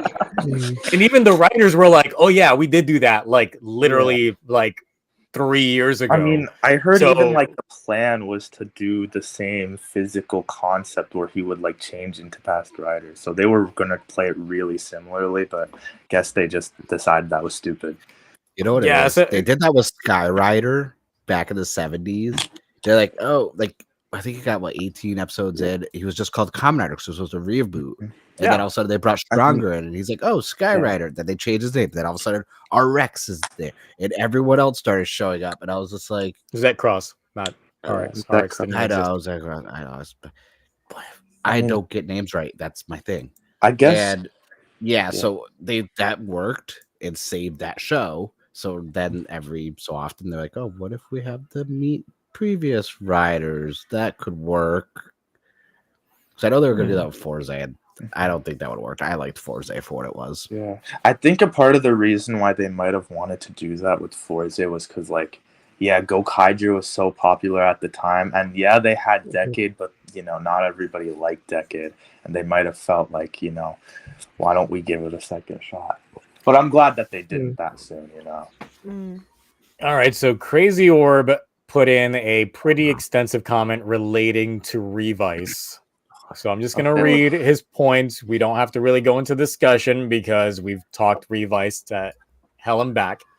All right, so Crazy Orb says, even though I like Revice overall, there are things I want to change/improve on. I want to start off with a simple one that everyone can agree on. Make GIF a good villain. Also, show his backstory, which I've stated in like videos, like in the movies and the side specials, they gave us more backstory than they ever did in the show. Like, come on now. Iki, I want to change his memory plot point with instead of him losing his memories, everyone who knows him loses their memories. Yeah, so it's the same thing. Vice, who that again? Couldn't think of anything for Vice, so I did the meme. Daiji, I honestly want the Daiji x Kagero rivalry to go longer. That's it. Sakura Love Cub, I know that the show did a good enough job with them, but I'll say show how the King Cobra stamp came from, I guess. Yeah, that was the biggest asshole. Hiromi, while Hiromi is 80 years old, have him be useful and be a mentor of the over demons. I will get to who it is in a minute, aka Zio will. After faking his death, he joins Weekend. Also, Dear Gaga doesn't exist. This comment is long. Jesus. Yeah, it is. That's not even I'm looking at it right now. You're not even like halfway through. I saw it. I was like, ooh. Takami, that's not his name. It's Tamaki. Tamaki. Yeah, Tamaki. After Aguilera leaves him, Hiromi takes him in as his pupil and so becomes over demons, as it should have been. Kagero should have been around more and have him join Akaishi until the Evil V Live. Also make that fight better. Hikaru, have him work hard and then later he'll become the first Chimera. Okay, that's a different concept in general, but sure. For context, before GIF's debut, he told Iki, you may have beaten me, but maybe not today or tomorrow, but you will see that I've won. By the way, the crack in the sky just sometimes summons Giftarians and stuff sometimes. Yeah, that's true. Also, remember how like the Gift X could speak and were sentient, but then they just became regular mooks right after? Yeah. Ending. I want Revice to end with Iki on the run on his own because after Vice dies, everyone who has known Iki gained new memories of Iki, but it's a forged memory that Gifu made while he had control of Vice. He added that to the contract and that his memory showed Iki in a suit with an evil grin burning down the back. Fucking, he's tying in the fucking evil Iki. I was going to say, yeah. And that, okay, so let me see. That's a whole Everyone ass thinks video that the firstborn son of the Igadashis is dead, and Genta, Daiji, and Sakura transformed to try to kill him, but he managed to escape. After figuring out what Geef meant, He looked up and saw the news with Bluebird and saw that Kamen Rider Revi is a traitor and to be executed on sight. Iki ran away, but stayed in the city to protect the city from people, even though people want him dead. Also, Hiroshi Fujioka cameo as Ichigo because it's the 50th anniversary, because why not? I'm tired from work, so that's not the best, but I hope y'all like it, and that's enough. The edited contract. If your demon dies, everyone will be your enemy, and you'll be the villain or something along those lines. Also, if the Revice writer is reading this, give Zio that check for copying Turbo Ryuki. That's right. Did copy Turbo Ryuki. I came up with that For concept the first. evil, yeah. So yeah, we don't really have to dive into that. It's just reading out what Crazy Orb said. Next one we have Nitrion. The 0-1 tournament arc shouldn't have been a thing. Bowser should be more sneaky and should have done more sneaky things like sabotaging human gears that work in public, so public in chaos and Hedon get framed. Okay. I mean, I think this is again another thing with the whole COVID situation, though. yeah, and even then, I actually did like the whole like battle of the It was corporations. okay. Yeah, I actually know. like I that arc. It was a didn't like neat it spin. anymore, or I didn't dislike or like it any more than I liked or disliked the first half. To be honest. And I'm one of those few stands that will still defend like original guy versus his heel turn later on because of an AI puppy bot. Because I really loved hating Guy, like just made him one of my favorite characters in that show. Mm-hmm.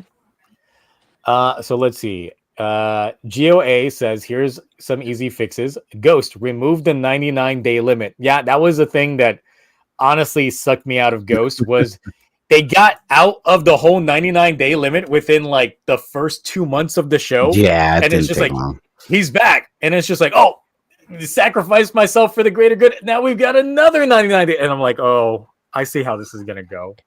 It's still S tier though. Yeah. You can see my little ghost right here in the corner of my screen. My little So- statue. Nice to see some Ghost fans. So then next up was for ZO, actually have Oma ZO be the final boss. Hell, there's a whole lot in that show that could have been fixed. I hated how much they hyped up the Day of Oma only for it to be nothing. Yeah. Like I was expecting something major and then like nothing. Dude, the Hedgehog suit was cool though. And then for the stew Saber, was good. no disaster and a writer war. That's That's what they say for Saber. Yeah.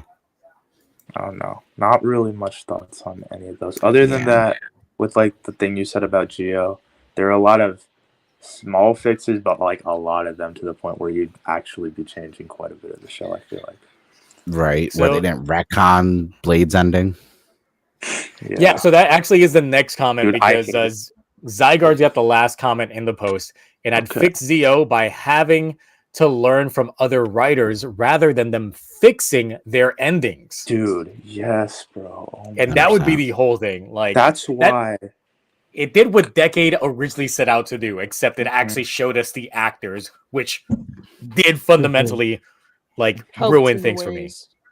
Yeah. Or- I don't think I liked like. I mean, I guess Agito's tribute was pretty fine. It was good, but aside from that, there weren't many tributes in Geo that like I liked to begin with, and then going back to them after finishing a show, it's like they become even worse in a way. Yeah. Like I didn't like the Blade tribute at all. No. No, as someone that Fires watched like and a lot of the no Heisei fire. shows prior, like I had only like not watched Hibiki. Still, Hibiki is like the only one of the Heisei shows that I've not watched.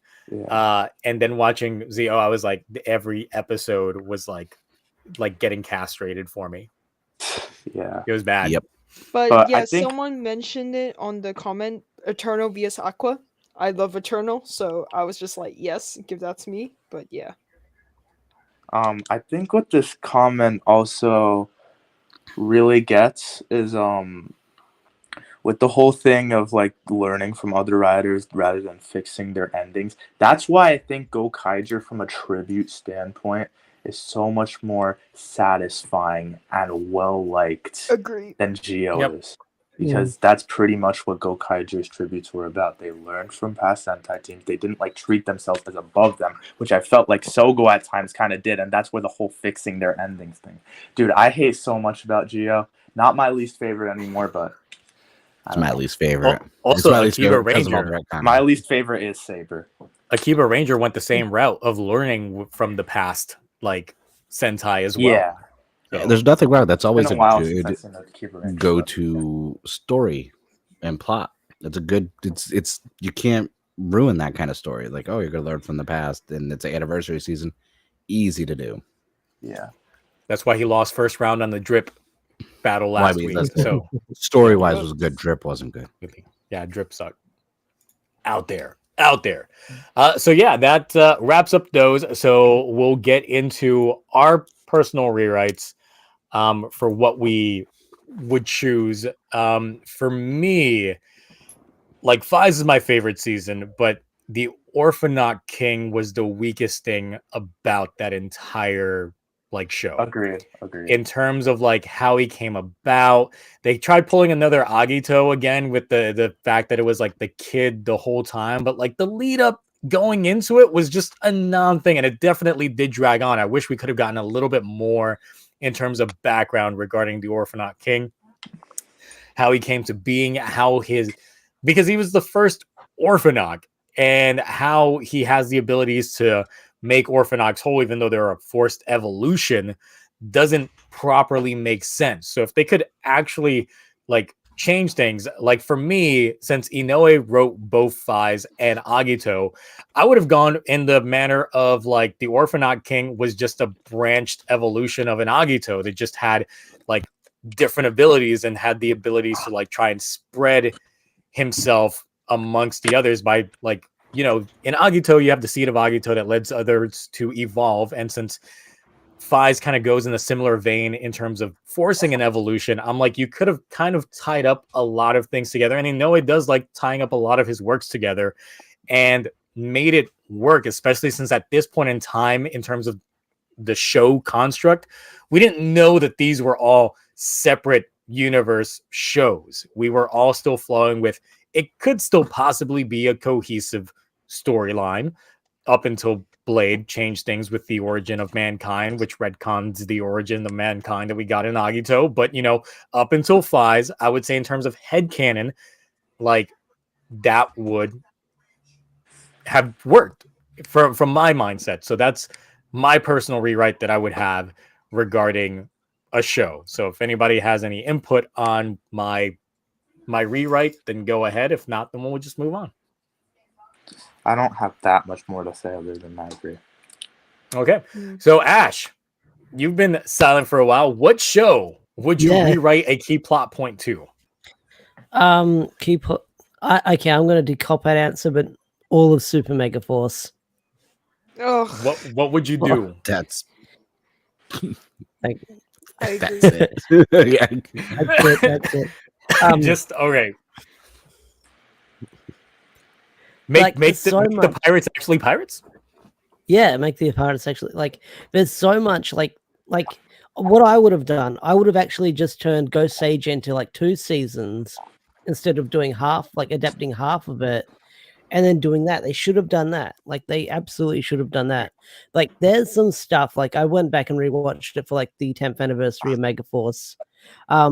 Like there's barely any like character, like there's only like a couple of character moments in Super Mega Force, and then it's mostly episodic. Like the anniversary episodes were okay. Like the only good one is the Jungle Fury one. That's because it was actually written. That's because it was actually written by the guy who played the Red Ranger. I feel like they just wanted to rush and get to like these big legendary battle. And then when we got there, it felt even more rushed. Like the cameos were cool here and there, but I feel like they should have done a better story for Super Mega Force. I mean, I haven't watched it. I only watched the first episode of regular Mega Force, and I'm just like, you're not missing out on much. You don't need to. So Honestly, you should watch through it just to see how low How bad it things is. go, yeah. It's good just for context, I guess. So I'm gonna need Yeah. someone to hook Yeah. me up with some edibles before I even try to make this experience be a thing. So You because if don't I'm gonna like go that into it, on I that. gotta be blitzed. All you So, had to say. Yeah. Mm. All right. So Toku, what's a show that you would rewrite the story or Okay. rewrite a So- plot point? Everyone who knows me in the Toku community knows that I love Toshiki Inouye. I love Agito. I love Faiz. I love Jetman. I love Dawn Brothers. For a while, Kiva was shaping up to be my favorite of them, and my second favorite writer show. I didn't really feel comfortable for a lot of the show putting it above Ryuki, but then as like I was confident that it was going to go down as my second favorite, and I was like, I might even want to get a Kiva t-shirt or some shit like that. The final 7 or so episodes came in, and it all went to shit. I did not like a single second of those episodes. Some people like it because it's just so random and they find that funny, but I didn't, because I just loved Kiva up to that point. Wataru, Otoya, loved them both as like protagonists of their respective time periods. I loved the time period idea with like the 1986 story and then the 2008 one. Loved how that was developing. I loved basically how everything in the show was going up to the point where Mio dies. After that point, I don't like the retconning of Wataru and the cause of Mio's death. I don't like, I don't really like the way that they put off Otoya in the end. And like, I guess kind of settled the entire love triangle with him, Yuri, and Maya. And what I especially don't like was the extremely randomly thrown in final scene with the wedding and then the future Kiva coming in. And I don't even know what that was UFO about. fangires. There we go. It literally, this was the show where I left probably the most dissatisfied of any Kamen Rider show.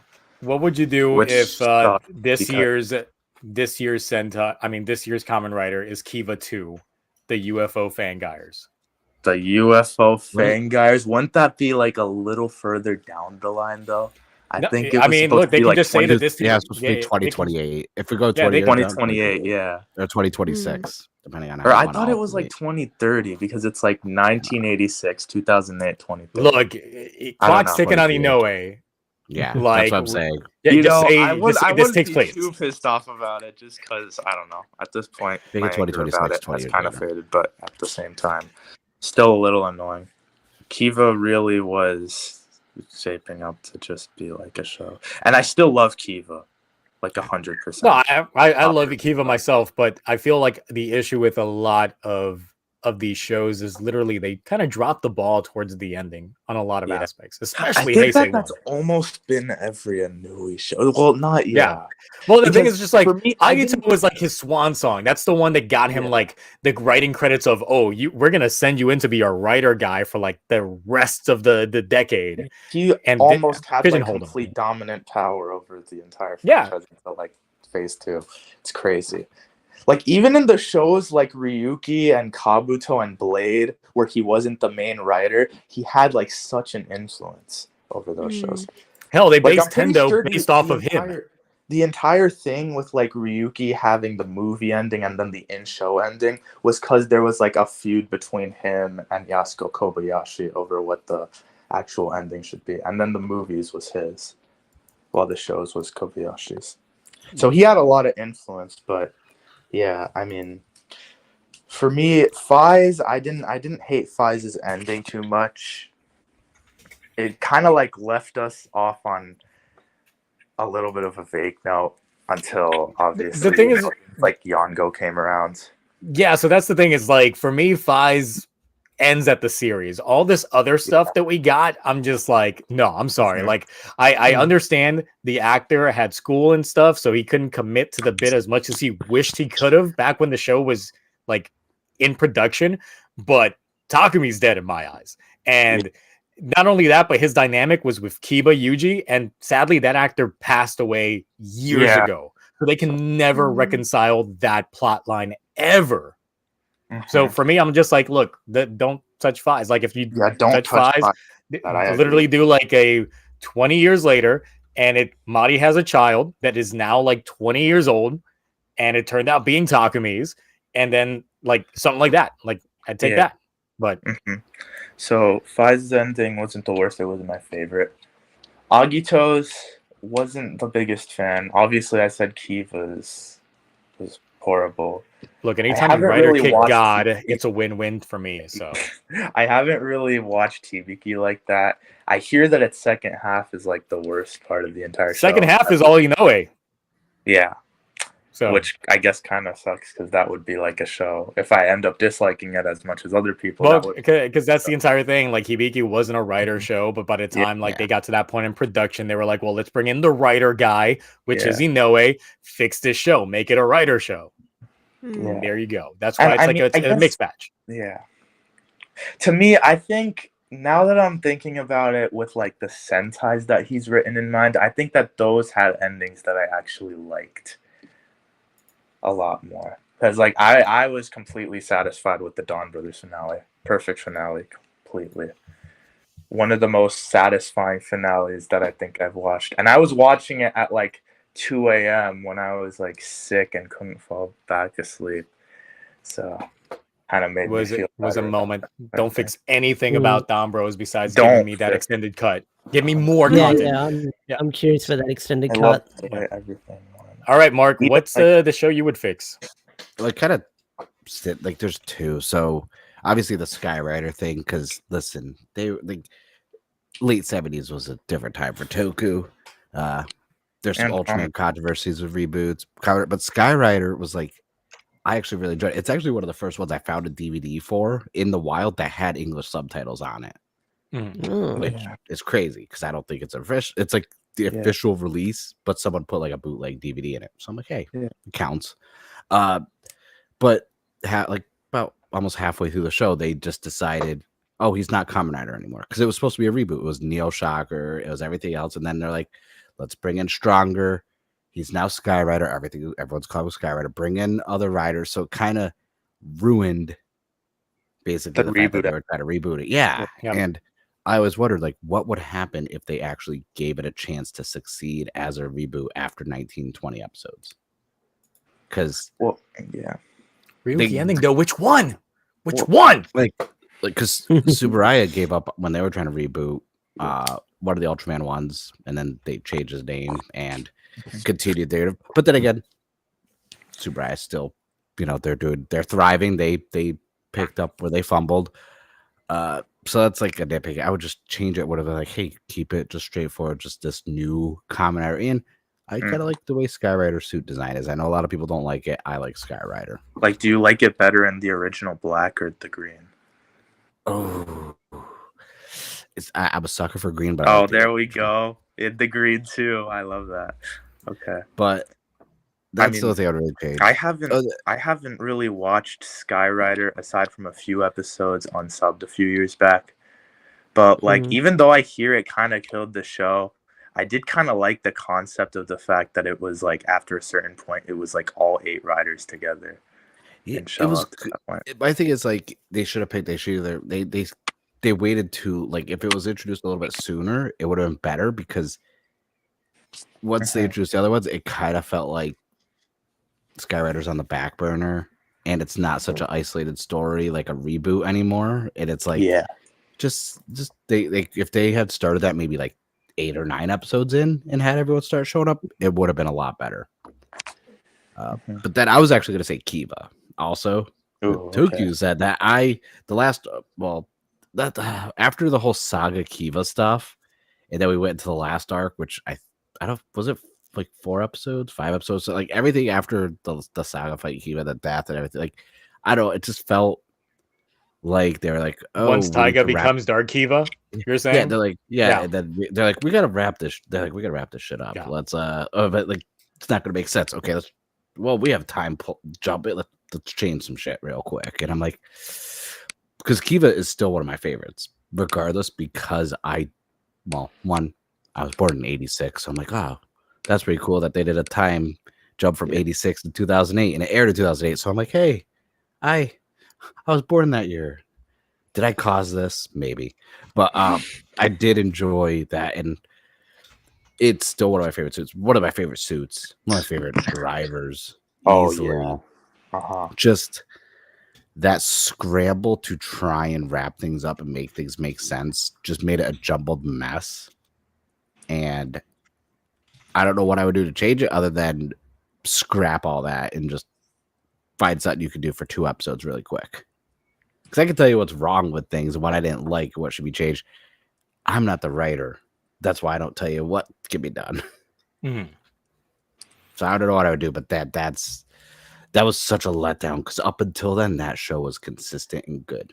I know. Mm-hmm. Always dropping the ball towards the end. Nexus, what's the show you would rewrite the story? Okay, so X8 is my favorite, but I do have one nitpick of it that I can only think of a rewrite. Why was Parado and Poppy revived at the next episode? It has the same problem as Double, which was really annoying, and I wish, as we discussed with the Double, that they would come back in like a special or something, or maybe the crossover between build, but whatever they gave us, that's just a small nitpick for me. And yeah, I'm going to also talk a bit about Power Rangers because Ash brought it up, but what is it? Samurai. We need why Samurai did we have a the lead? Just it didn't work. I wish the lead, like, I know it's an American Look, TV it worked show, for but I Tom wish the Cruise. lead- It worked for Tom Cruise. He was the last samurai. But Yeah, but I just wish Samurai it changed up the lead and not have maybe had a half American, half Japanese. That would have worked, but whatever it gave us. That's the thing that I always found weird when it came to like the American casting choices for Power Rangers is Mhm. that they strictly avoided having an Asian lead, and I don't know why they did that. Sure, I get it. Its origin roots are, Japanese, but still, it's like it doesn't make sense, especially for a season where it makes the most sense, especially when you're literally giving them the last name of Shiba. yeah, Mm. it kept Makes no- him canonically Makes no damn Japanese. sense. Mm. Yeah. So, And I mean, going like further on to what you said, I heard from somewhere that the original idea for Samurai that kind of got shut down because of the constraints with the buyout just having happened at that time in like 2010, 2011, was that they wanted to have it be a little more different, and the whole entire team was going to be kind of like an international squad from different areas. I don't know how true that is, but that definitely could have been really cool. Mm. it doesn't ring any bells to any of the things that I remember back when the show was Yeah, Yeah, going maybe. into. I don't I know. remember there was like toys and there were like flip heads with like the original Mighty The Mega Morph and right? yeah. Yeah, those were supposed to be a thing, I think, even before Samurai came out. All right. Mega modes, So, or yeah, whatever. so I think we've kind of dried up the well when it comes to like rewriting the story when it comes to Yeah. a lot of these different shows. But I appreciate everybody that commented on the post to give us your thoughts and opinions on what should be changed, even though it Can definitely I just became say exactly what I something thought. one quick? What? Rewrite the story. Okay, yeah. Is it a bad is- thing this- that I don't actually know how that song goes? That's kind of why I wish Cloudy would have been on board, because he just wouldn't stop fucking singing that, or at least saying that portion of it. It's what I was thinking when I was I typing helped you, that out. Connie. I did it. So yeah. Outside of that, I think we're gonna wrap it up. So first of all, Ash, where can people find you at? You can find me at Deoxy360 on almost all social medias. Check me out on the YouTubes. I'm posting there. I'm tweeting. So check me out, check out my content, and see if you like it. All right. And Mark, where can people find you? A nerd named Mark on everything. Even though I'm Merch Machine Mark, if you see this, community member of Zio's community designed this Nago Beat Scout Pilgrim T-shirt, which is now available on my shop. Stand up. Stand up so we can see it. Show it. There we There go. you Hold go. on. Gotta show Let me. that merch. You have W to be merch, proud W of it. merch. I was already up. There we go. There we go. Very nice, There very we nice. go. Yeet. Quality, multiple colors. I got other ones on there too. Already got a few other designers. We're working on the next drop that's coming out in a couple months. Some buffa stuff, even, which will be nice, and some Geets. Not Geets in the sheets, sadly. Someone else already has that design. But yeah, it's really cool. I still like. I was reading emails because I was getting more shop notifications. Like I'm still even blown away now. Like 12 hours in since like people are buying shit. Like that's crazy to me because it's just unheard of. Because I'm not really that big on social media for Toku stuff. I'm not that big of a YouTube channel. Meanwhile, this shirt is still exclusive to just me. Guys, don't worry. I'll put it on my shop next week. Ooh. We'll find a way. Steal. We'll get a Zio shop going. But just work on stuff. I'm actually having a lot of fun right now covering King Osier, like from a content creating standpoint. And I'm trying, just like Zio's doing some Ultraman content, which I enjoyed that video you did. As someone who's older, I was like, oh, I remember diving into Ultraman in the same time frame and the dubs that came out. So I'm just like, you're trying to do Ultraman, I'm trying to do Super Sentai stuff because this is a whole new side of Toku that I'm getting into. So it's been a lot of fun, and people have been recommending a lot of good shows to me. So I have a lot of watching to do. But that's it. Nerd name Mark on everything. And if you have Sentai recommendations, always just DM me or tweet me about them. All right, Nexus, what you got to plug?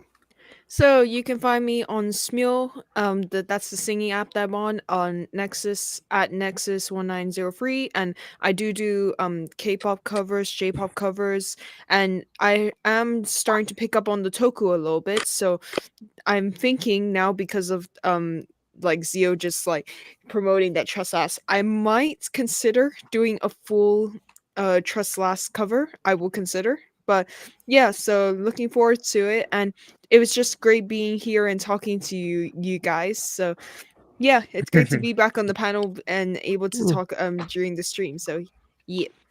And finally, Toku Writer Go. I know you've got a YouTube channel, which I did link in the description. He's got some great videos, but outside of that, where else can people find you? And you got anything else to plug?